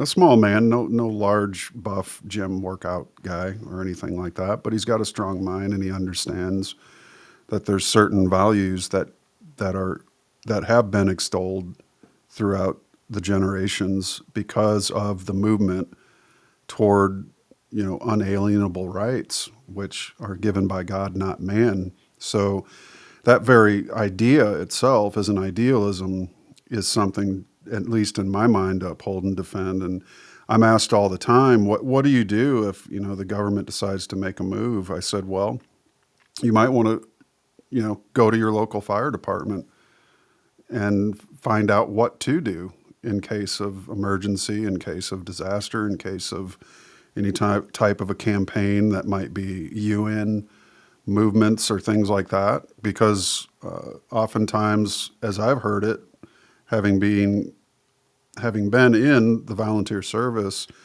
fire departments are the hearts of communities in a lot of ways. So when you go to the heart, you're going to find out, you're going to get more information, heart knowing versus mind or brain guessing or thinking. People tend to think themselves into tizzies. So I say, go to the heart knows. And so in that sense, a volunteer department or, just whatever the heart of your community is, could be a church or other things, you're able to gather information there that you wouldn't otherwise gather. If the internet goes down, if there's power outages, all these services were established by local people. They weren't top-down established. So the federal government didn't come out and say, we want volunteer fire departments all across the United States because we're mandating it for your own good. It was the people from a grassroots level said, this coverage area or this lack of coverage in our area, we could really use a rural volunteer fire department. And so that's how most of these came into being. And you get, really great people that have that mindset of, I'm going to serve my fellow man without, asking for anything in return. And so, but again, it's, it all comes down to, I think the solution to a lot of this stuff is all done at a grassroots level. And restoring, as you say, men in history is one of the great things that we can do in that sense. So I will move to the next question on morals and virtue. How does one best honor himself? Well, I think by doing what you say and having a code you live by that you stand by, you write down a code or you have it in your mind and you live by it. And then women know where they stand with you. They know what you're going to do. They may not like it always, but they know what you're going to be in the morning, right? And you're consistent for a woman. So for women, that's important, right? They know who Matt's going to be Monday, Tuesday, Wednesday, Thursday, Friday. They may not like it, but they know, which gives them stability. So I think it's living by a code. Whatever code you're going to pick the Knight's code. You're going to pick Aristotle's code. They go together, sort of, right? The Knight's code was a certain amount of courage, Lord. They had a belief system they believed in. Aristotle, 13, 12 virtues that he talked about to have the balance of. So what is your manly code going to be? One of our mottos is do what you say. Do quid. Anyway, it's another thing is, are you going to live by the precepts of the Bible? You could choose that. Do unto others. Which are you going to do? The Stoics. What are you going to pick to live your life, guide your decisions so that they're consistent and so the people around you know how they're going to deal with you? That creates a more balanced, beautiful society. So for me, you ask about morals, right? Morals, you're going to have to pick a code, right? So you kind of know you can go with the American principles, Christian principles, Constitution, and going back to unalienable rights. That's another difference in the far left Marxist and a conservative. Conservatives generally, large faction of conservatives, believe that we have unalienable rights, that we do not get our rights from government. Therefore, they're saying, wait a minute, the federal government, and if you understand the Constitution, can't give you health care because the federal government doesn't have an enumerated power to give you health care, not Medicare, not Medicaid, not Obamacare. So going to morals and sticking to that, I think men need to have a code and they need to live by virtues. And if you do that, you can be a success every day, by the way, because it won't be about the economy goes bad. Because if you're the same man you are today, but a little bit better next year, you can measure that and become that. It doesn't matter if you lose a deal. That doesn't change the man. You and I do a deal tomorrow. We lose $30 million. We lose our house. We lose everything. That didn't change who we were unless we let it. In other words, if we say, okay, Matt, we are down. We're going to have a couple of weeks where we're down. That's just life. And then we're going to get back up like men. And we're going to be sad for 2 weeks. We're going to smoke a lot of cigars for 2 weeks. And then we're getting going again. But it didn't change who we were. We still had courage. We still had loyalty. For some reason, that deal just went bad. You can control who you are better than every outcome. And Nick Saban, the football coach, says, be in the process. Don't look at the scoreboard. I don't want you guys looking at the scoreboard. How's he saying? I don't want you guys looking at the scoreboard. I want you doing what we tell you. Go ahead. Yeah, stay focused on the goal, right? Which is winning or accomplishing or succeeding. Did that answer the question about morals? Oh, yeah. Yeah, I think so. And basically, we're expounding topically. So, again, I think this is a good segue because you mentioned in particular, do what you say you're going to do. And you've got a great video on that. So I want to run that as we're moving closer to the 2-hour window here. And I'll be right back. So enjoy this clip with Chuck.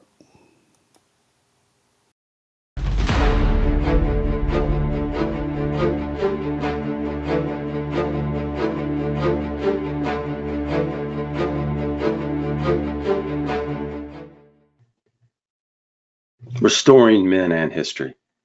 Do what you say you are going to do, men. It will set you apart from other men. Way apart. A man does what he says he's going to do. I cannot overstate the importance of this. It's a problem today. A problem we must overcome as men.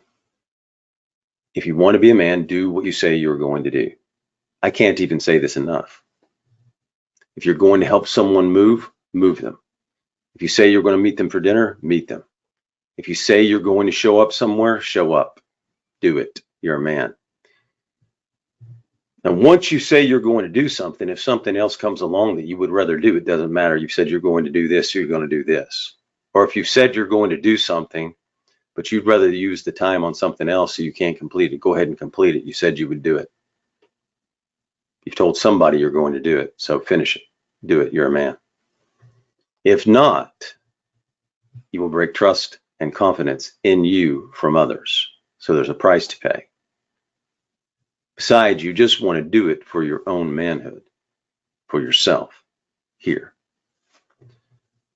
With friends and with family too, because in a family, it creates order. In your friendships, it creates order. The children know that when dad states something, it will happen. They can count on him. They know when he says something, it will be done. So if you tell your children you're going to go to the Grand Canyon for 3 days, they know it's going to happen. They can plan on it. It gives your family all important order. And a man brings order to the family, right? The wife knows it too. If she's been wanting to see some musical and you say, yes, I'll take you to that musical, take her. You've told her you're going to do it, do it.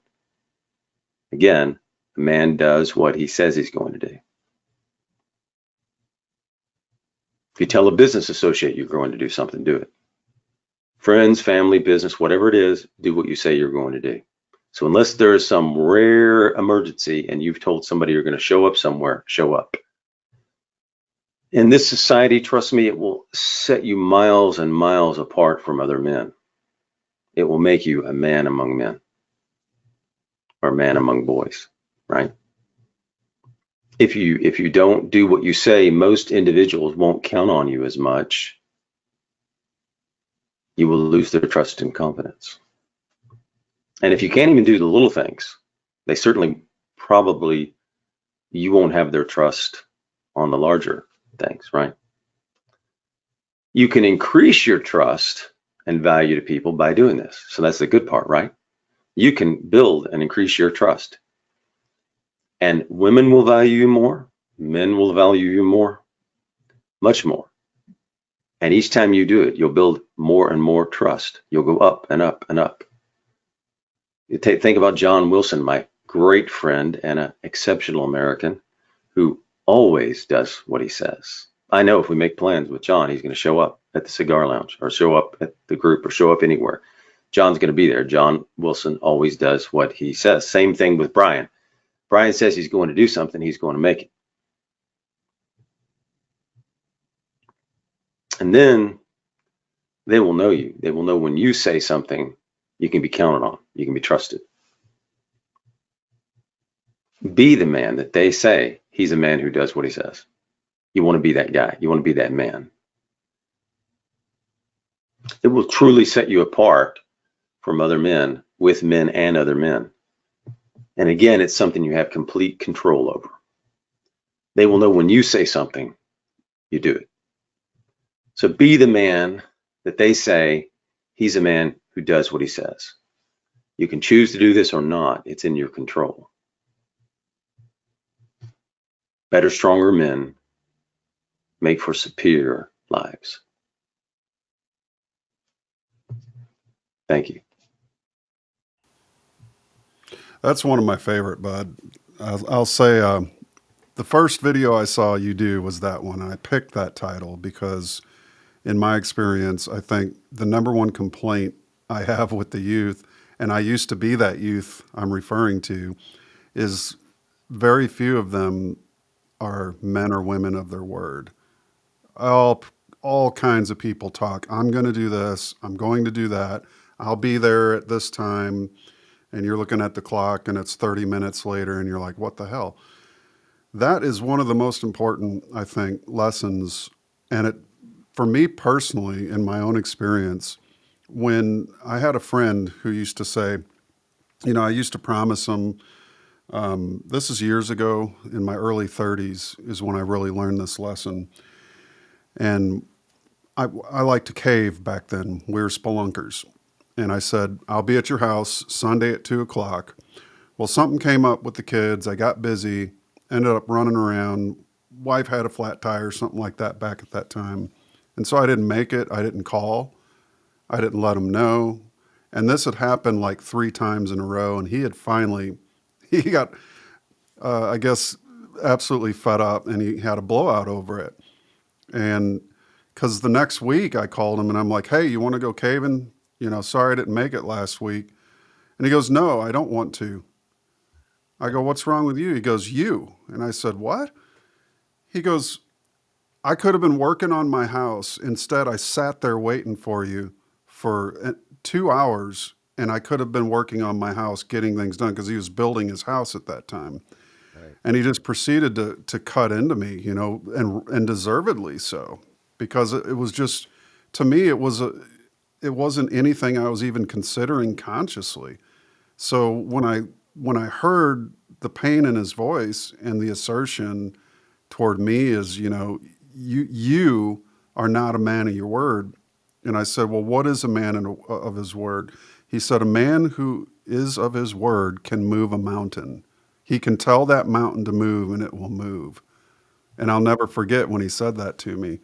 And so there was my lesson at, I think, age 33, that if I'm going to make a difference in this world, and it's not just to myself, but to others, I have to be a man of my word. So that was a great video, and I think more people could benefit from that. Would you like to add to that? Thank you. Yes, and I'm glad, grateful for this opportunity, and glad you enjoyed that one, because I really do believe, if men are listening to this, and women too, I think doing what you say creates better families. Your girl will know where you stand. Your friends will know where you stand. They're important. And I think it's a consideration issue, right? Today, Matt wanted me to be on at 11. I set up the lights. I got ready, and I was ready to go at 11, because Matt's important, because it's about Matt and it's about my word, but it's also about Matt, meaning consideration for Matt. He gave me the opportunity. He asked me to come on. It's important to do what you say. So I was ready and prepared to come on with the lighting, the sound, and everything done. The point there is, I think, Matt, for men out there that want to do well in life, better with women, better with friendships, if you do this one thing, if I could leave you with one thing today, and you can do one thing in your life and change today, when you make a plan, show up. And by the way, doesn't matter. Matt and I have this interview today. It wouldn't matter if Tucker Carlson called. I'm on with Matt. You see, you don't change plans because you think you might gain something from something else. Matt and I plan to go to a John Wayne film, and we've promised some other men that we're meeting there. And on the way there, somebody asked us to do something that could possibly further our career. Doesn't matter. We made plans here. If you do this one thing, I believe it will put you 99% above other men. Not that you want to be other men, but I mean, in regards to how men view you and how they trust you. It will build the trust, right? You want to do business with somebody, first show up. Because if you don't show up, and number two, if you don't cancel, I'm probably not going to trust you very much. Because when you, or let's say you don't even, general matters, you don't return a text for a long time, and it says RSVP, then I'm going to think, what's going on with this guy? I probably can't trust him in business. He can't even answer a text, right? So I think a lot goes in to doing what you say, and especially with a woman. Think about a woman. You tell her you're going on a date, you don't show up. How can she build trust for you?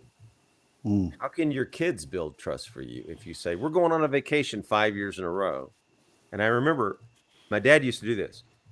He would say he's going to do something on my birthday or this time, and I would sit in the yard for 5-6 hours waiting for him. No call, nothing. And I will never forget. And my dad would say, I'm going to take you out this Friday. I'm going to spend time with you. So I would not go out with my friends in high school waiting on my dad on Friday because I really wanted to see him. Never would show up, never call. What do you think that does for the trust? I think if you do this one thing, you'll have better friendships and a better home life. The woman will know where you stand. The men will know where you stand. And I think it puts you above 99% of the men. What do you think, Matt? Man, I couldn't agree more. I think you nailed it. I'd say point of consideration that there's one point to take away from this interview. It's that being a man of your word, woman of your word, doing what you say you're going to do. I mean, that's where I would say that the majority of the good things that came out of my life in terms of self improvement stemmed from that, because it's compounding. It's like that's the soil. The seed is what you put in it, which is you, but your word is the soil. And from the soil comes everything else.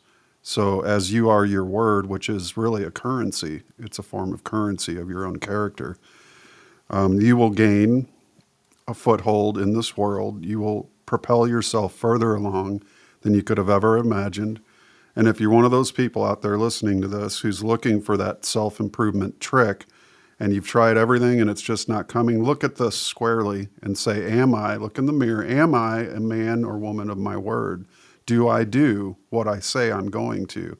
For whoever it is, and don't break your engagements because you think you're going to do something better over here, or fulfill your engagements. Be a man or woman of your word. I think that's a very, very, very important part to really becoming the greatest character you can become. And so that's why I love that video clip, Chuck. That's the one that when I first checked out your work, I clicked that immediately, and I'm thinking at that point I've got to have this guy on. So I did check out more of your work, of course, and we ran a few of those videos. And I do want to keep going with a couple more things because we're approaching that 2-hour mark. I like to give our audience about a 2-hour. I know people have things to do, and you have as well, and I appreciate you very much for coming on and taking a part in this today. Just a few more topics. I think I can squeeze a few more questions in here, and then we're going to hit you with a question toward the end. That's really something that cigar smokers would like to hear. So as we move to that, striving for perfection and always doing your best. From a restoring men in history perspective, what's the best advice you can give for those out there striving for perfection and always doing your best, wrapped into one? Yes. Focus on the process, not the outcomes. You can't control all the outcomes. You can control what you do every day. You can control whether you get up on Monday and you have a piece of paper written down. You say, I'm going to do these 5-6 things. You do them. Doesn't matter if somebody hurt your feeling. And by the way, it's not a fem-centric feeling society. We're men. So you know how a woman will go into kind of depression for 5 days a month sometimes, or one event. And here's another difference in men and women. A woman's world is like this. It's chaotic. So one thing goes wrong and the whole world's messed up. But we men, you should be able as a man to compartmentalize. So Matt and I were in a deal this morning together. We lost it. That's not going to ruin our day. Matt and I are going on to the cigar bar to meet John Wilson. And Matt and John and I are going to have a good time. You know why? Because we promised John Wilson we were meeting him.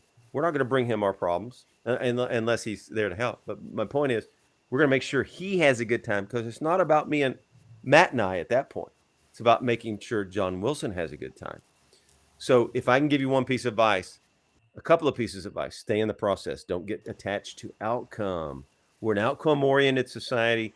Also, don't get attached to status, title, position. They can fade away. Money, materialism can all fade away. What you can stay constant with is here, your mind, heart, and soul. Meaning, you can make yourself better every year by 2% if you choose to do it. You can control that. You can say, I'm going to read this many books. I'm going to go to the gym once a week and lift a heavy iron. I'm going to write down 5 things on my business that I want to do, or I'm going to figure out my life purpose. I don't know it. So every Monday, 9 to 10, I'm going to work on that, right? Or whether it's 10 to 11 at night, whatever it is, you can block that time. You can control it. Doesn't matter how you feel. Doesn't matter if your girlfriend broke up with you. You control what you do with your time every day. And it's not about outcome.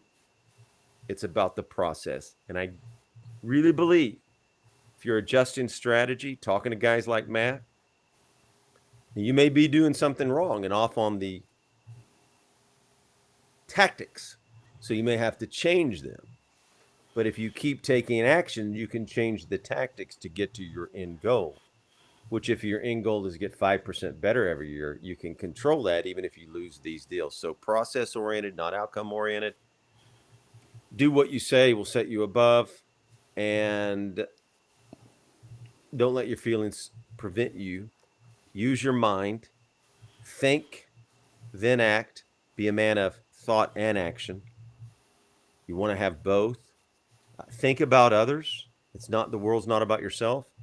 And purpose, sense of accomplishment, gratitude. Always have gratitude every day. And does that answer the question? Yeah, it's great. You mentioned purpose, and I was just going to move into that.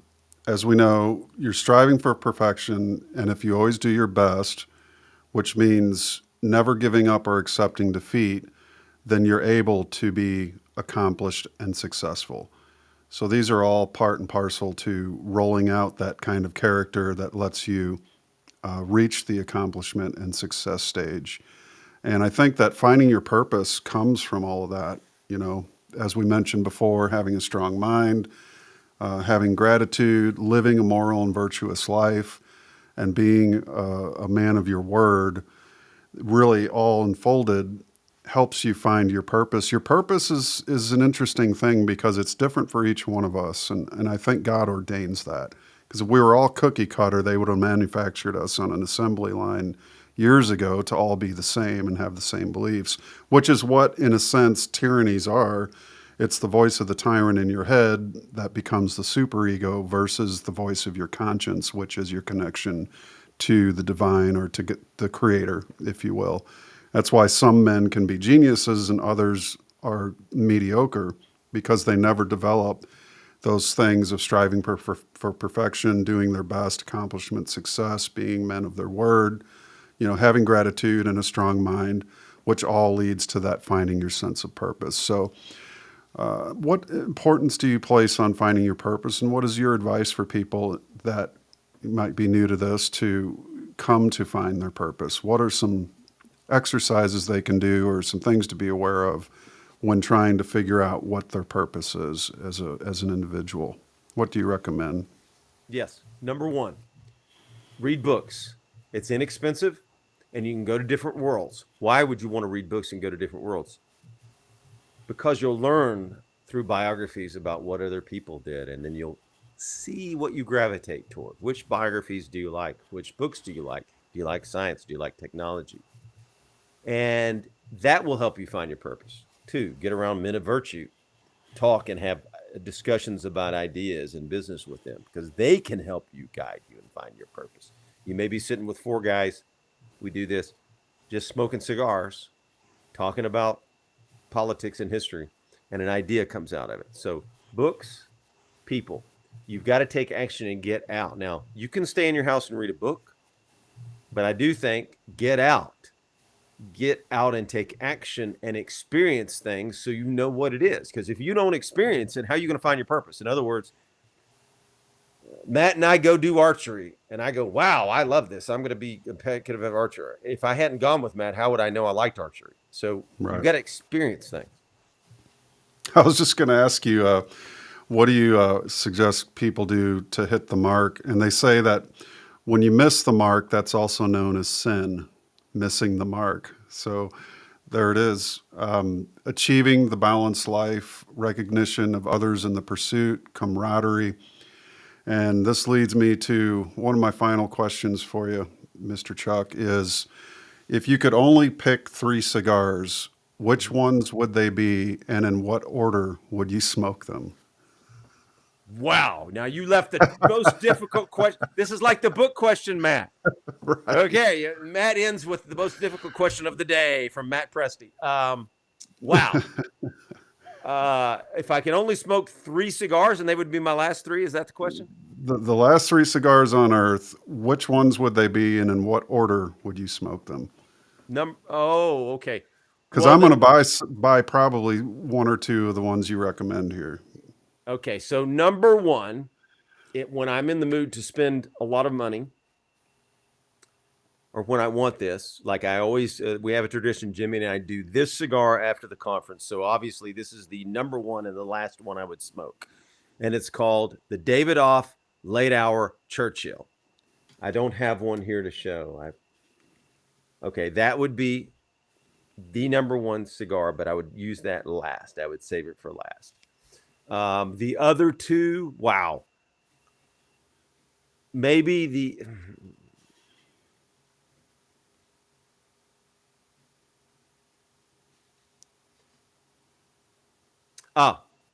probably the Placentia.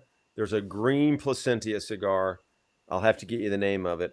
I've had it once. It's rather expensive. So the Dunhill, the Davidoff Late Hour Churchill, this green Placentia. Those are two of the three for sure. And then number three.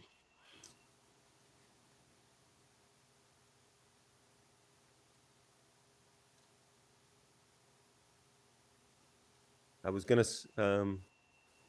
maybe, since those are pretty strong, since I'm thinking about these three together, I might start with the 1964 Padron because it's going to be more mild than these two. So I might combine those three.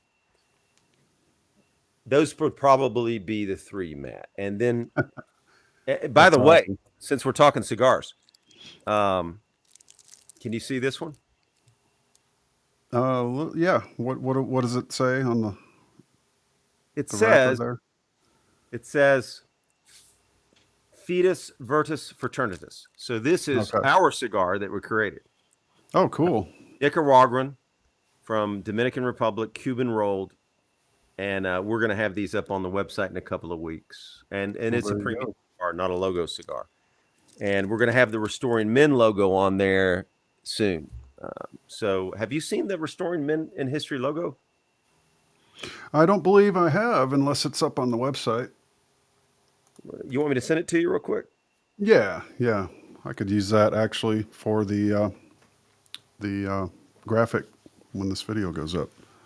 So those are the cigars, and we're going to have our first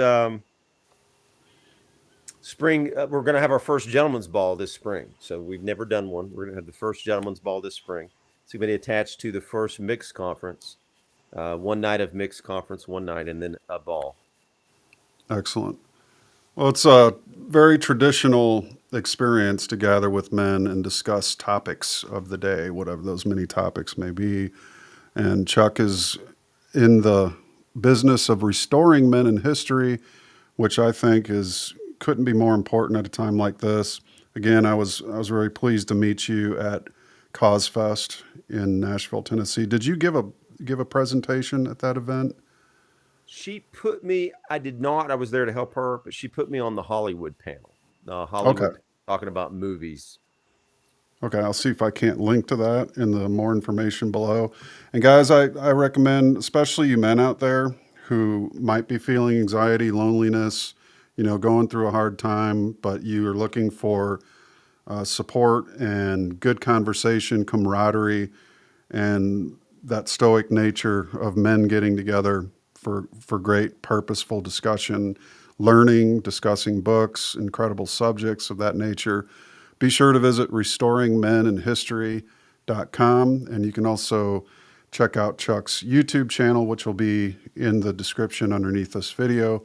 And like and share this. And I do want to say thanks to, recently I held a fundraiser for updating some of this equipment around the house. So thanks to Gazelle, Nikki, Lorianne, thanks to Sherry. Thank you to Joel and Urasimos, Dorothy, Sean Coulter, Carmen, Ron Happold, Scott Cook, Scott Beatty, and several other of you who donated anonymously and bought me beers to help raise the money for upgrading this studio, which I'm very pleased to say is accomplished. And we're going to keep on doing some of these great shows and offering them for free and continue to have on some great guests. So before we close out, Chuck, would you please give any closing remarks and then any websites or contact information somebody would want to get a hold of you? Yes, go to the website if you want to get involved in a group or a conference. Call Brian Kaiser on there. His phone number is there. Number two, imagine this. Imagine your life, and you meet a group of guys and you meet them every month for 6 hours over a decade, how well you will know those men, how well they will know you, and the camaraderie you will form. The camaraderie in Beverly Hills, which was the first group, has built over the years. And then we get together at a conference and we see all the men. So restoringmeninhistory.com is the website, and Restoring Men in History with Chuck Pierce is on YouTube. But imagine the camaraderie you would build with men if you met them every month for 10 years. And how many people would have that in America? Not many. Some of these guys we've met with year after year after year, they drove 2 hours to get there in LA traffic to come see the men and hear the readings. And it developed their minds intellectually, and they developed camaraderie with each other. And they just got together at the conference again. Wonderful.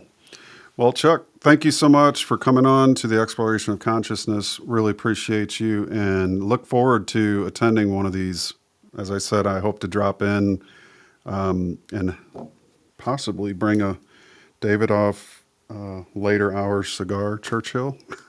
I'll send you that. And Matt, by the way, it's a great pleasure to be on here. And I liked you from the second I met you. We had a great talk.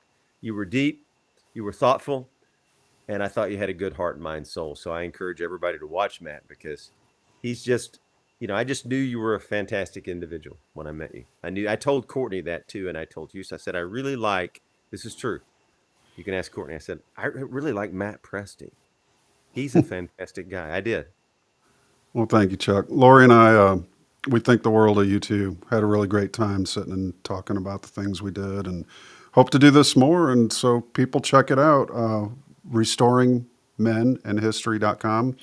And I'm Matt Presti, and we'll be back for another episode of the Exploration of Consciousness in the near future. Thank you very much.